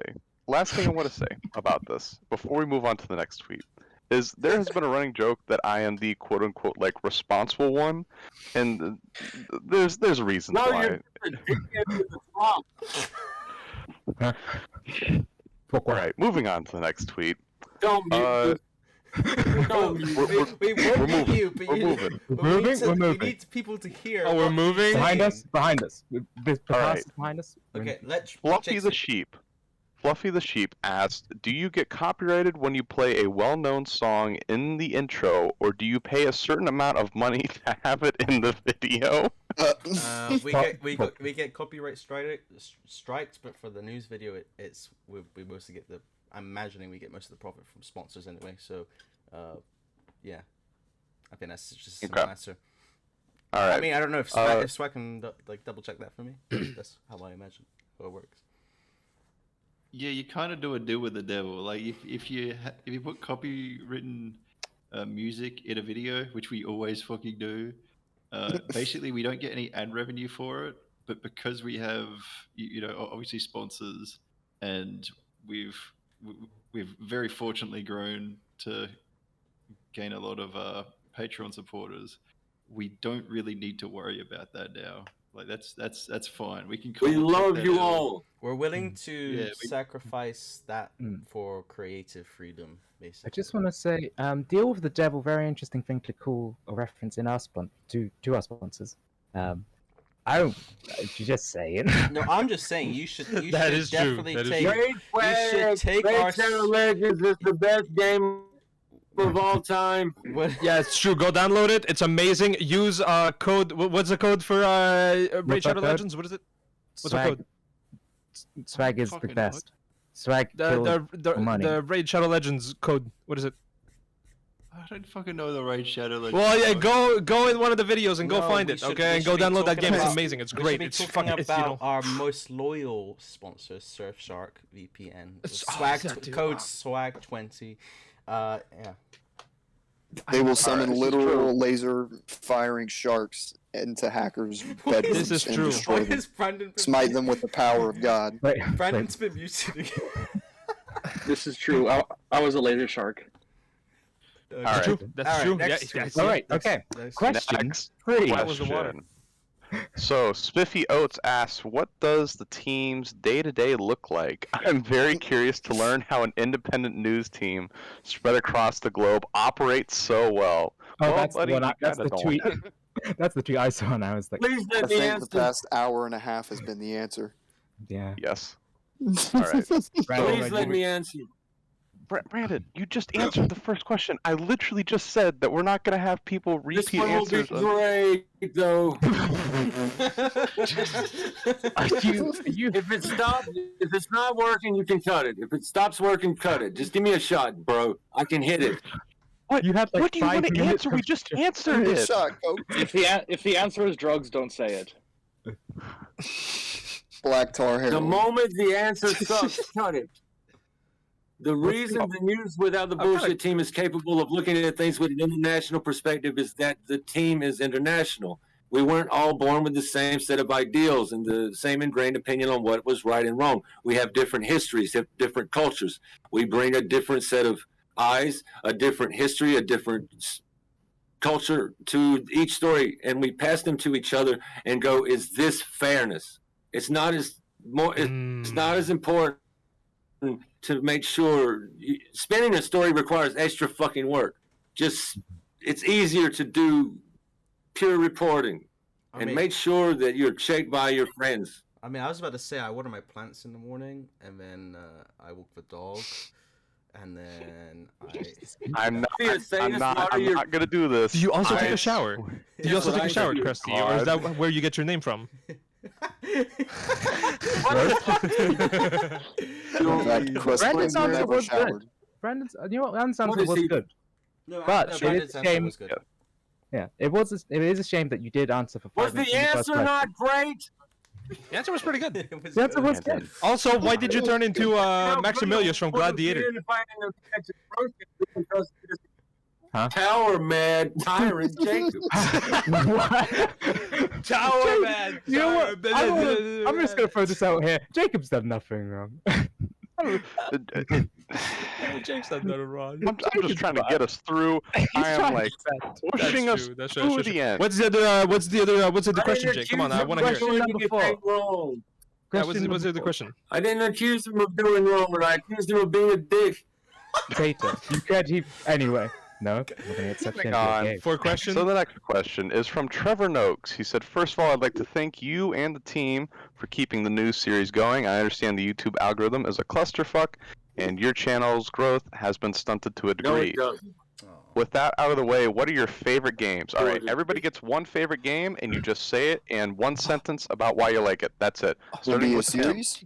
Please, can I go first? Can I go first? Can I go first, please? No, please, it's please. Tim. We're going with Tim first, because Tim hasn't said anything, and he's That's been a true. good boy. That's Let Tim, him, go. let Fair. the boy speak. That's fair. My Okay. comrade. I like Overwatch, now Overwatch 2, because actually it was my first proper FPS, I guess you'd say. And I just think that it's fun. You know, it's not really the same every time. I just like it. All right. Brandon, favorite game, one sentence, go. All right, Legend of Brandon. Zelda: Ocarina of Time. Okay. I think that it really set the standard for a new field of vision for video games. It was the first open world 3D game. It sculpted the way games would be made for a long time. It's still looks good today, and I think it's a really fun game too. Okay. Krusty. Gives away my age though, so My I favorite. don't like that aspect of it, but My favorite game of all time will have to be Europa Versailles because I already have 5,000 hours and I can't like take that back now. And but no, it does have unlimited replay value, and it's something you can play and also like watch videos or stream or whatever you want to do while you play it. So it's my favorite for sure. Jack. So this may be considered cheating, but I'm going to say a series instead of a single game. But the Dragon Age series, the world building, the depth. does anyone play the Chrono Trigger or these games? Brandon. Brandon. Just 1 second. Just 1 second. Okay, bud. Okay, I got Let us I got run you. through everyone. I got you. Okay, Well, Jack, you were saying. a lot like Krusty's favorite game, the Dragon Age series allows for a lot of diversity of outcome. So your decisions throughout the series can impact like each of the games subsequently. So like the actions in the first game can impact the second game, and so on and so forth. Because it's made by BioWare, the people who made Mass Effect. And I became the first time I ever played one of those games, I fell in love. So yeah, that's my answer. Okay. Max? I think purely just because of how much of my life I've sunk into it, and how much just fundamental enjoyment I've got from the entire series, the Monster Hunter series, I enjoy a lot. The combat's great, the mechanics kind of reinforce the world and setting that it makes up. Kind of starting at like the third entry into the series and going all the way through to World and now Rise, has been kind of like a weird journey, seeing it be like this niche thing that like me and maybe one or two other friends liked or enjoyed, and now it's like big kind of worldwide phenomenon that people are aware of. Is kind of funky. Okay. It's like every game I put like 250 hours into it at least. Okay. Swag? Deep Rock Galactic, actually. I've Oh, been yeah. videos so far. And it's just a game about mining with your friends. And it's just We all know it's takes great. everything. He's gonna cry again. Rather wholesome. I don't know if it's It's just straining just an like accent or simple. is he crying. Both. All No, right. that's not a good quirk to have, is it? It's just, but my passionate voice just sounds like I'm about to cry all the time. So, I'll run sorry. through mine real quick. Oh, go. Sorry to interrupt, but I just like Swag with like doing things with your friends just made me realize it's not a video game, but last year in university, me and some of my roommates and their friends, we would play a game of Risk every Saturday. And even though that's like a guaranteed way to Nice. lose friends, it was so much fun, and like all of us still like each other very much, which is surprising. That's a good show. But yeah, it was really fun. Oh yeah. So that's definitely up there for as well. I guess if it's tabletop games, I like D&D a lot because I'm a big nerd. Hell yeah, Well, we're- brother. Let's go. We're gonna run through this a little bit faster. So my favorite game was Hellblade: Senua's Sacrifice. Ooh. It's like super cheap, and I don't think I've ever experienced a game like that ever, and will ever again. So, you really unique experience. If you got like $15, go buy it. Vernier. I'm so excited. Okay. My favorite game is Disco Elysium. Oh, I hate It is on sale right now on Steam. Go get it, even if it's the full price. Just buy it. The reason why is because I 100% believe this. It is the best narrative experience, at least single player narrative experience, you can have for your money. That's pretty much it. That's Okay. my hot Yeah. take for today. There you go. Okay. Well, we're at about, I believe, an hour's, or we're over 90 minutes. I think we're at 100 minutes right now. So we're gonna try to run through the rest of these real quick, and we'll probably call it an episode. So So question 5 now? yes. So we're on Bob Price. Have there Hey, been Jake. any stories of events that you have viewed differently before and after researching them for news without the bullshit? Everybody gets one sentence, and I mean one sentence, not three. So one sentence. Tim, you're up. I mean, for me, not really. I'd say actually, no, that's not true. Afghanistan is, yeah, both the withdrawal and the Taliban poppies, just because the two different sides to it, like especially the poppies, like yeah, they make like the poppies are responsible for opium and heroin, like the drug issues in the U.S. is major, but then again, it's pretty much the only way the Afghanistan farmers can make money to survive. So it's just a real two-sided story. That's really interesting to see. Okay, Brandon.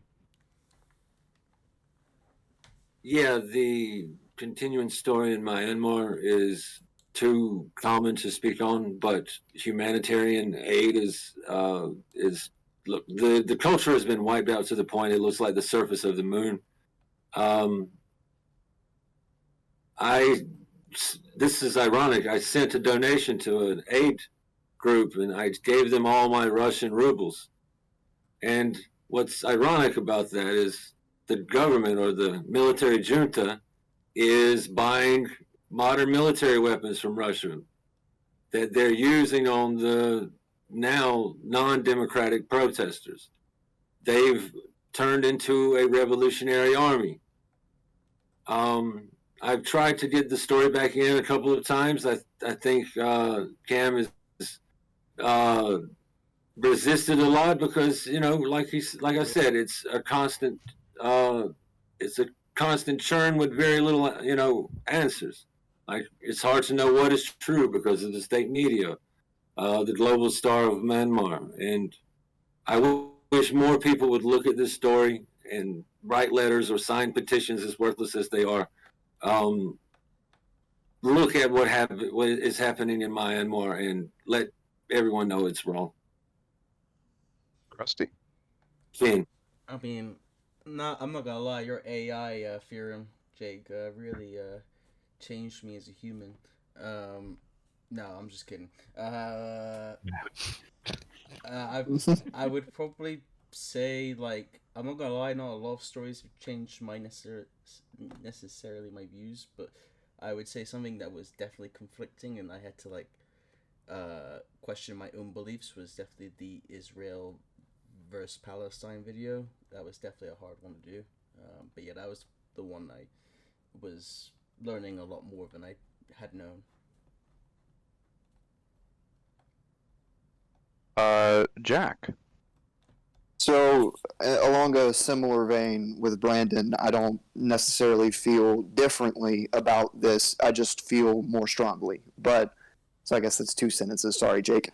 But mine would be the situation in Yemen because it's like Myanmar. It's a terrible humanitarian crisis that's been going on for. Well, this instance has been going on for years, and it's being funded and aided and perpetuated by the United States government by way of aiding the Saudi government. And that's another issue where people just seem to turn a blind eye to. And writing for that story was probably up there with the George Floyd video for the most mentally draining, not due to the workload, but simply due to the severity and the seriousness of the topic. Okay, Max. I guess a lot of these stories and issues I've been aware of and kind of was one of the things that attracted me to the Swag channel. So those ones weren't really, a lot of the big ones didn't really like change my mind. But I guess to go on like a lighter note, the Jane Goodall apes and the chimp war was wild to me. Really fucked me up for a bit. Didn't realize, I was like, nature's kind of beautiful. They just hang out and they like nobody really like. There's like, you kill to live, but that's it. And then I was like, these monkeys got fucked up. That's what.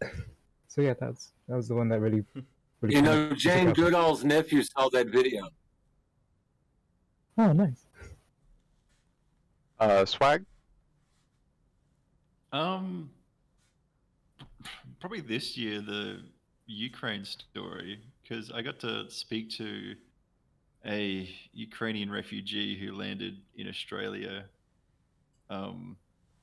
only I don't know, a week or two after the conflict started, and they said how they started in Kharkov, like right next to the fucking Oh, Russian border, and they, you know, they had to hide in the subway to, you know, avoid artillery strikes going off, and you know they eventually crammed into a train, and they had to leave family behind, and it was just so.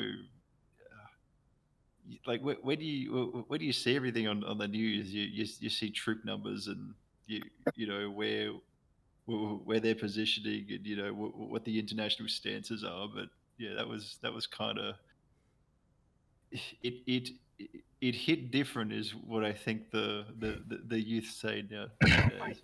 Okay. All right. Yeah, I guess one life is a tragedy, a million lives is a statistic kind of idea. Yeah. Yeah, that's the bitch. All right, Stalin. Yeah. Kind of going off that point, like, you know, I've done the tier list video now, and I think the tier list video is probably the one that like Fuck that really video. kind of shaped. Well, we can get to that later. The tier list And the video real kind life of just Patrick Bateman, of course. Jesus. The tier list video kind of put a lot of things into perspective for me, and kind of like makes you think like, oh well, you know, shit, the countries smaller than like Rhode Island like are doing better than we are, or stuff like that, because I'm an American, so you know, it just helps video put made me things in cry. perspective. Well, thank you. Vernier. I don't work on the news, therefore I don't really have one. Yeah, you don't do shit. Give me his time. Yeah, I'm just here. Hey, he's a All right. DLC. Well, so Yeah, they got the DLC. has anything we've covered or has anything we've written about changed your perspective on any topic? I guess that'd be another familiar question we could ask you. Or which one of our stories has impacted you the most? You could say. Please tell me. Honestly, go first. No, I was gonna say, please tell me the sorry, I forgot on the video. Oh no, the Adventures of Chinese Jesus changed your mind. That was the hardest thing to do. That is the first question. And this is a long video I wrote by myself after joining this team. That was the first video I pitched to Swag, and at one point we had like a pinned message log of like 9 different ideas to make videos out of them. It just arose from us chatting or calling each other names at 3 a.m. And eventually these 9 different tagged articles became videos. And the Adventures of Chinese Jesus is one of my favorite videos we've ever done. Like when I first proposed the Civil War, the Chimpanzee Civil War, I had read this book in Canada, and it was a French translation of the Jane Austen, Jane Goodall work. And when we finally started seeing it come together, it was just mind blowing. And at that time, I was talking to an ex-editor of mine who was working with Jane Goodall's actual living nephew. So my plan was to get this video to Jane Goodall, and I went to the nth degree to get this done because Swag bet me $100 I couldn't do it, and I wanted that $100. I mean, I was only gonna say I essentially only recommended it because I essentially made that on an iPhone, so you know, like that it was the hardest video I ever made because technicalities. But no, the video that changed the way I felt about things was really the Israel-Palestine video. When I talked to someone who was on the front line, they don't see it as a political situation; they see it as a survival situation. Like, you can think about what is wrong and right the next day, but when there's fire coming at you, you have to decide whether to live or die. Okay. Right. Verneer's video. No, actually, I'm really glad that Brandon went on that tangent because it gave me, it gave me some time to think. We're about all it. human. We're all human. But we all deserve the right to be treated. But it's it's actually like a good thing that you took some time there because like I think this question is pretty important, honestly. I think like it's either gotta be like I think it was the first Ukraine one. Yeah, I think it's the first Ukraine one. Not necessarily because it changed my mind on something, but because I think it was one of the most impactful videos that I watched, period, on YouTube. And I've been on YouTube for a very long time. I grew up with YouTube. I think it's one of the most impactful videos that I ever watched because it now that I think back on it, I think it's the very first time that I started getting coverage, be it in journals, on my phone, be it on television, about a really big global conflict, and just immediately disengaging with all of it and saying, "Fuck this! I'm not consuming anything from these for now. I'm going to wait until the news without the bullshit comes out. I'm going to watch the news without the bullshit, and then from the news without the bullshit, I'm going to cross-reference the other sources."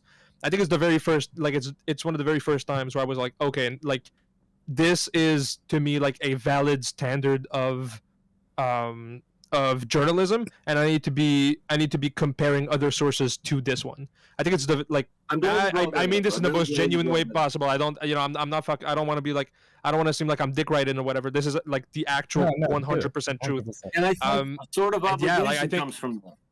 Yeah, and I think We have that to do really is something. it, because like if I can just, sorry, I know it's only one sentence, I'm sorry, but really quick, this was very important because especially here in Quebec, I don't think we did such a good job at covering the Ukraine conflict. There is something to say when Instagram stories are more informative than your your sort of provinces and or countries like official government. That it's kind of sad, actually.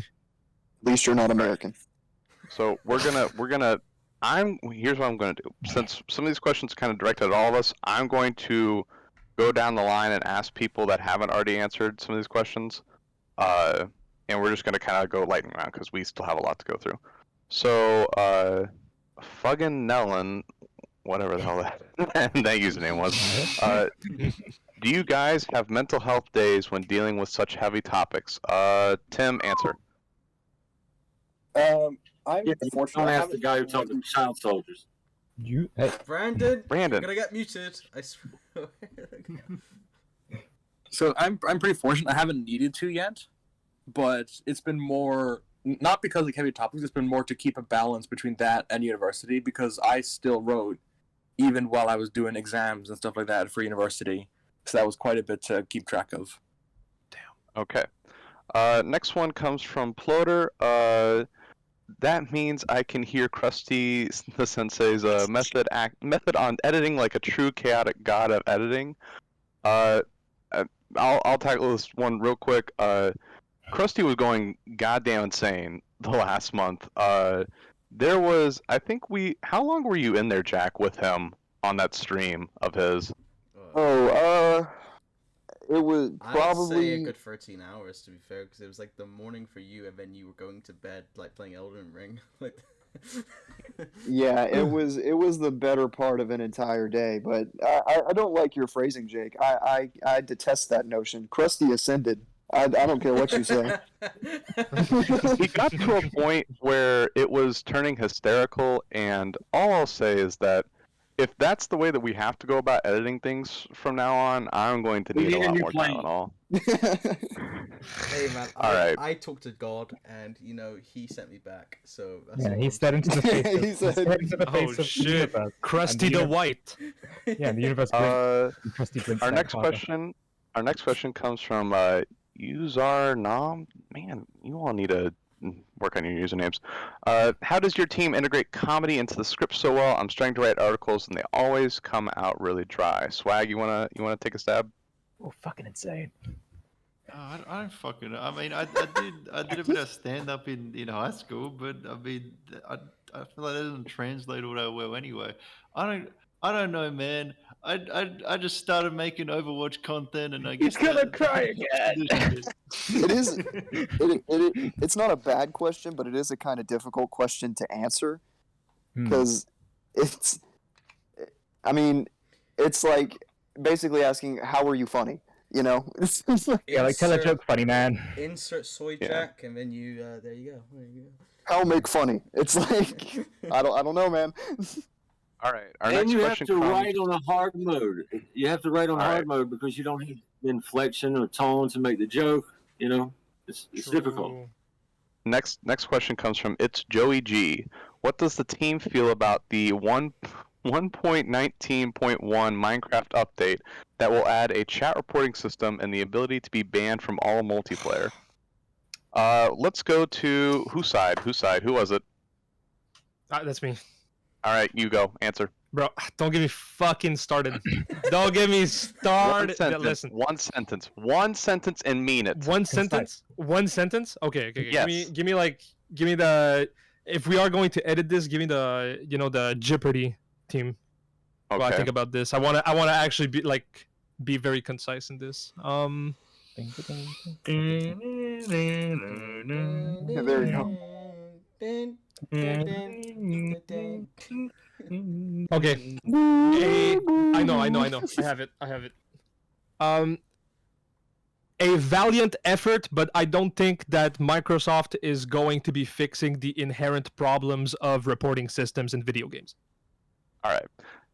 Next question comes from D. Capitad. Seeing stagnation in number growth on YouTube due to clearly unfair treatment by the algorithm, how is the team going to proceed? Your show, News Without the Bullshit, deserves a lot more recognition for the quality you put out. I feel like we've kind of already answered this a little bit, but we're trying to free up Swag so then Swag can go make more Overwatch videos.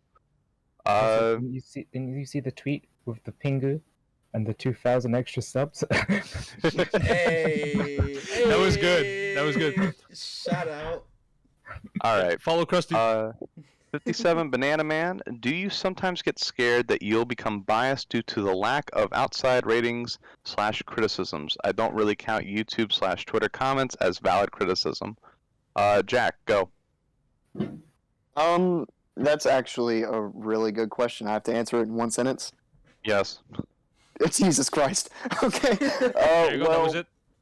That is a valid concern. That since we're really, not that we're the only YouTube channel ever that makes global news, but we're sort of alone in our niche, I'd say, of both being in the gaming community and also covering like fucking genocide.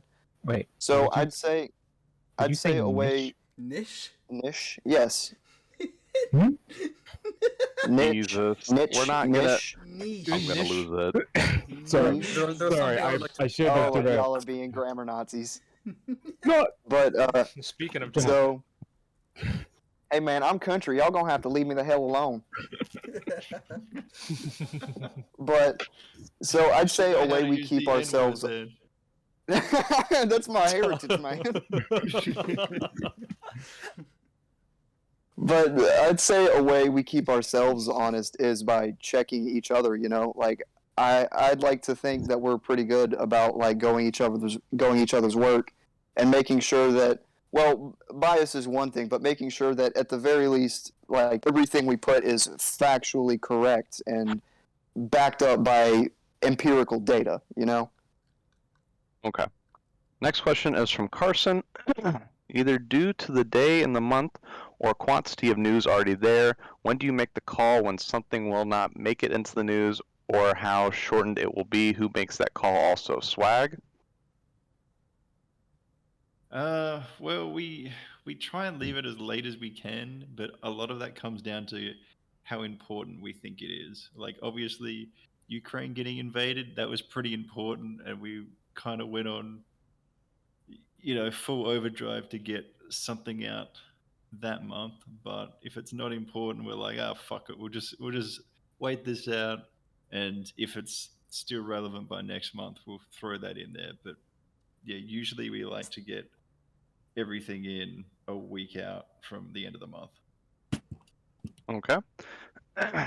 Sheena, how do you find those funny, random, off-topic, quick stories that you release in a lightning round style? Brandon, one sentence. Could you ask the question in a slightly different way? I don't quite understand. So they're asking, how do we come up with the topics that we do for like the side quest videos that we cover? Well, like I said earlier, the side quest videos are usually an idea I'll bring to Swag. Like when I brought the Chimpanzee Civil War video to them, I really wanted to do the video because of the idea that the chimps made propaganda. I'll stick by this. And I try to interest him in the stories. Like when I told him the story of Chinese Jesus, and we were going to do another story about Mao Zedong fighting a group of sparrows and losing. It's really, I bring stories to him that I think are fascinating, and he'll tell me when to have them in or when I should fear losing my job. Okay. Next one comes from Beast Clapping. How did you amass a team from multiple continents and manage to make an incredible news channel? How was the interview process? Or was it people that you knew that wanted to do this? Swag, have you ever had an interview with anybody outside of Krusty? You gave me like a design task to do, I guess, a little bit. But apart from that, Yeah, does that count? No. No, I wanted that Swag's only interview took place in a shower. I'm gonna take that with pride. That's the official canon of the. That's the official lore. If you want That's the lore. if you want a job at Sir Swag's channel, you gotta do it in the shower. That's the only way we're Yeah. accepting. if you want to get your foot in the door, you gotta Swag get wet way, first, one baby. thing away. That's how we do it here. Google Next. Our next question comes from Starflame.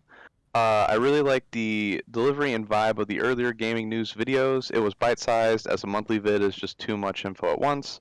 Will you consider a weekly or bi-weekly schedule for gaming news? I feel you went in too big as you picked up steam instead of more of the same. I feel like we kind of answered this already in the fact that, like, Swag, you at least talked about how, doing it weekly was just unviable, essentially. You just got mugged off. Wasn't it Cullen that? Sorry, Swag. Oh, well, the reason we do that is, one, because it frees us up for other projects. But two, it's just like it's a money thing at the end of the day. Like we can guarantee a certain amount of views if we do it every month, and we can guarantee that we can get Surfshark on board every single month. But if we did that weekly, we might not be able to get the views up to the threshold that they need, and so it's very much based around sponsorship and our own workflow. Okay. Next one comes from Slime. Are there any stories that you wanted to cover but chose not to due to sources being overtly biased or difficult to find? Krusty, I feel like we had a bit of an issue with this this past month, right? Are we talking about Sri Lanka? Is that No, we're talking about how you were The like, babies. yeah, the babies. Remember? The 60,000 babies or whatever it was. Oh yes! Oh shit! I just remembered this. You've unlocked a memory. Cool.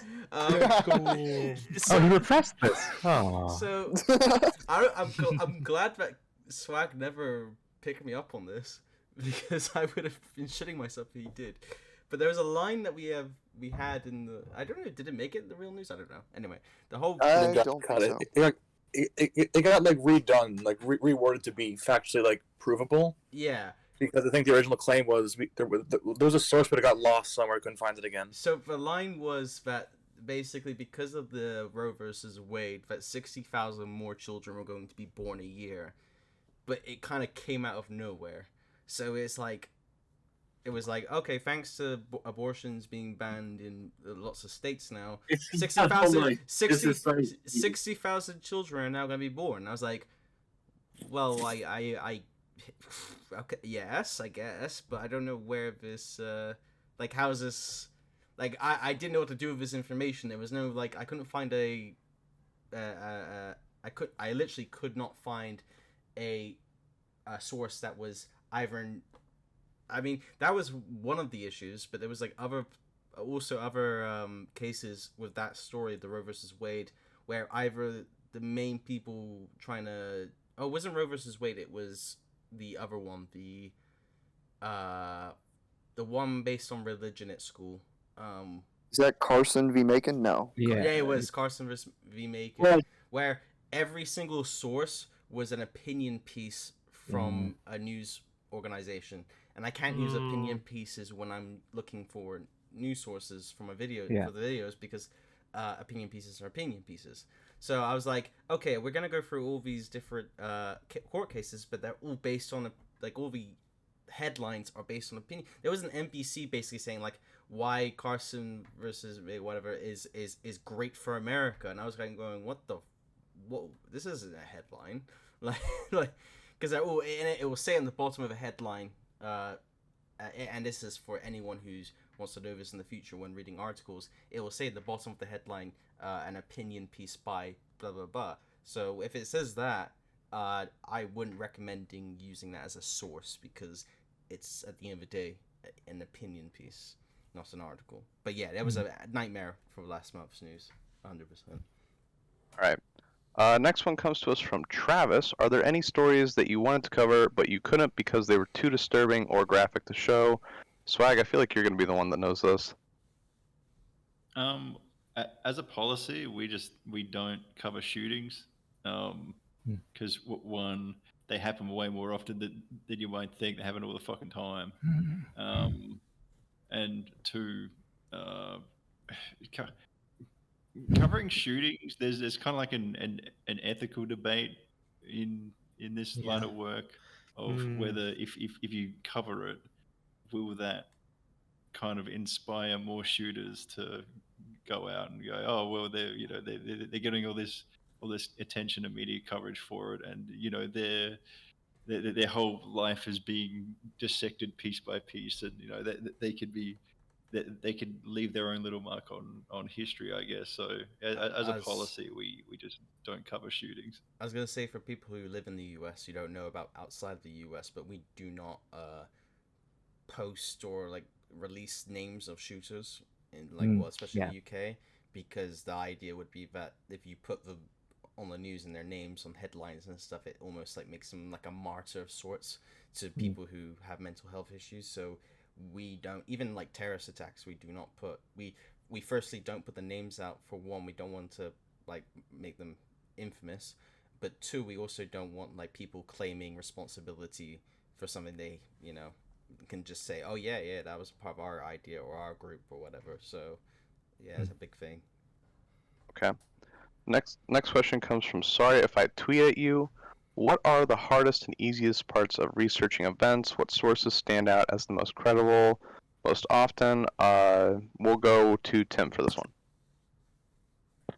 Okay, so the best one I can say was when I was doing the most recent one I did, the Poppy story. That's the one I've really done a lot of research for. So that one oddly enough, the hardest part might be getting the general information first, because like I said, there's a lot of opinion pieces on it, so it's hard to find like the real basic info. But other than that, like the spin-offs of opium, some of those are pretty easy because I have family who knows pharmaceuticals pretty well, and so they could tell me some of those that was pretty easy. Then other ones like some of the information that just went on to a UN website, and they've got like, oh yeah, there's 60 million worldwide opiate users. Half of them are like 60% are addicted. And then the most popular recreational drug was marijuana. So then the actual in-depth research is pretty easy, if, and this is a big if the topic is like being talked about in the global circle. If it's something that's much more niche, it'd be much more hard to get real good, in-depth, solid info that can be backed up.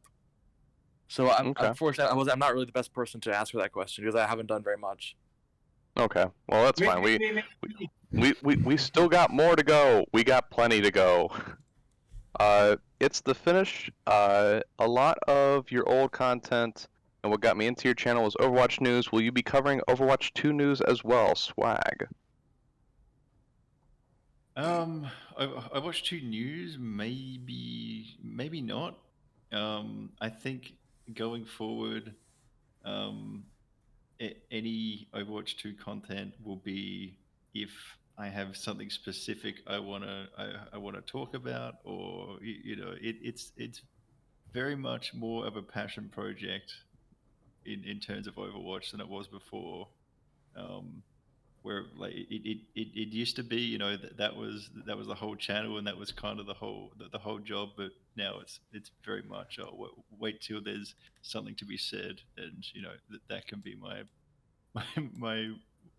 one monthly video where I get to just kind of sit down and write whatever I want and make whatever video I want to make. So yeah, no Overwatch news, but there will be a lot more Overwatch content, I'm sure.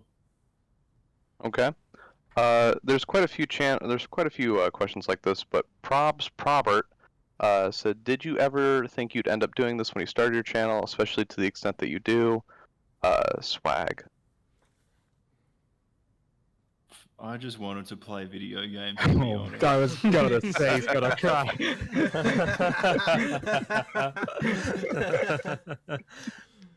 All right. I'm not a is anyone here a journalist? Does anyone go to journalism? I do designs and look up things. Does film count as journalism? All right. I'm a history we're all major. very That's good kind of Googlers. close. I was gonna say we're already over 10 minutes over like 2 hours, so we're gonna have to fly through the rest of these. Knack Pendleton, whatever. In the TF2, the Valve game community, it's a saying. There's a saying that to avoid at all costs being branded a TF2ber because deviating from TF2 content will anger the subs, trapping the YouTuber into a loop of making TF2 content. Do you feel trapped into making the news, and if so, do you regret it? Swag.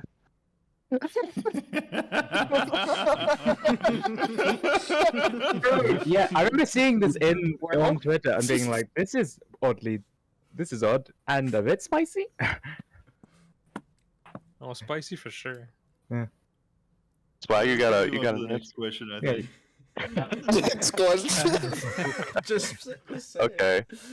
Okay. The Fan21, thanks for being the only source I trust. Is there going to be more smaller one-off videos of the news, or is the news series the only video series right now? That was really worded weird. I guess we've kind of already covered that one too, that, you know, this is it for right now until monetization changes. We've talked about this one too. Caden Sun asks, what has kept you from using a real voice for your videos? Subscribers. God damn.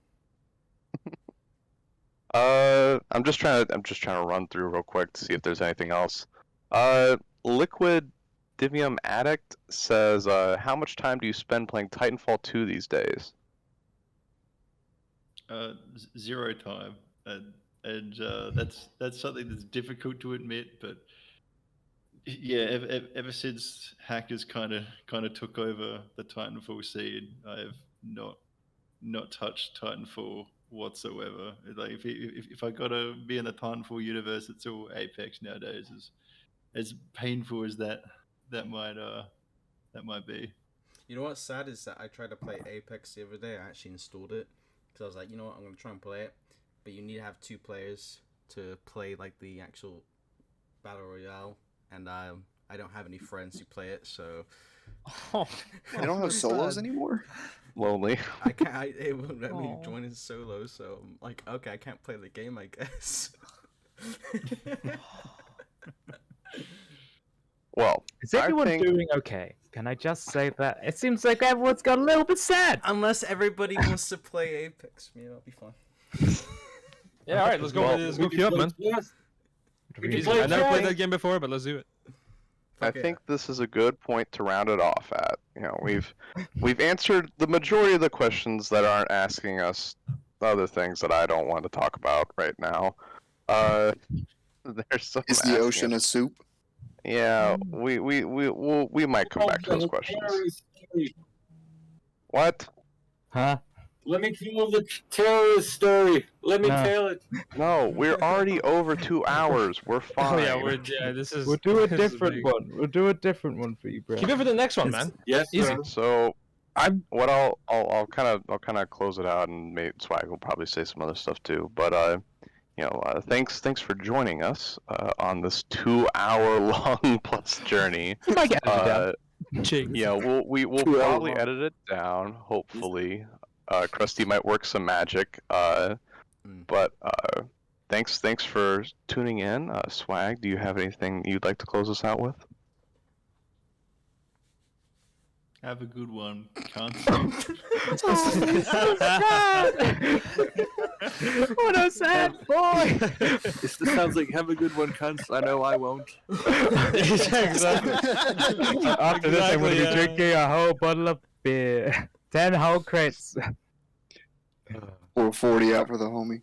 You know, Swag has the voice of somebody who listens to Joji daily. Oh jeez. I will say that. He got it. What a- Yeah, he got it. What a wild take. There you go. There you go. That's the take. I've been dancing in the dark all my life, man. Oh, cast. Incredibly cast.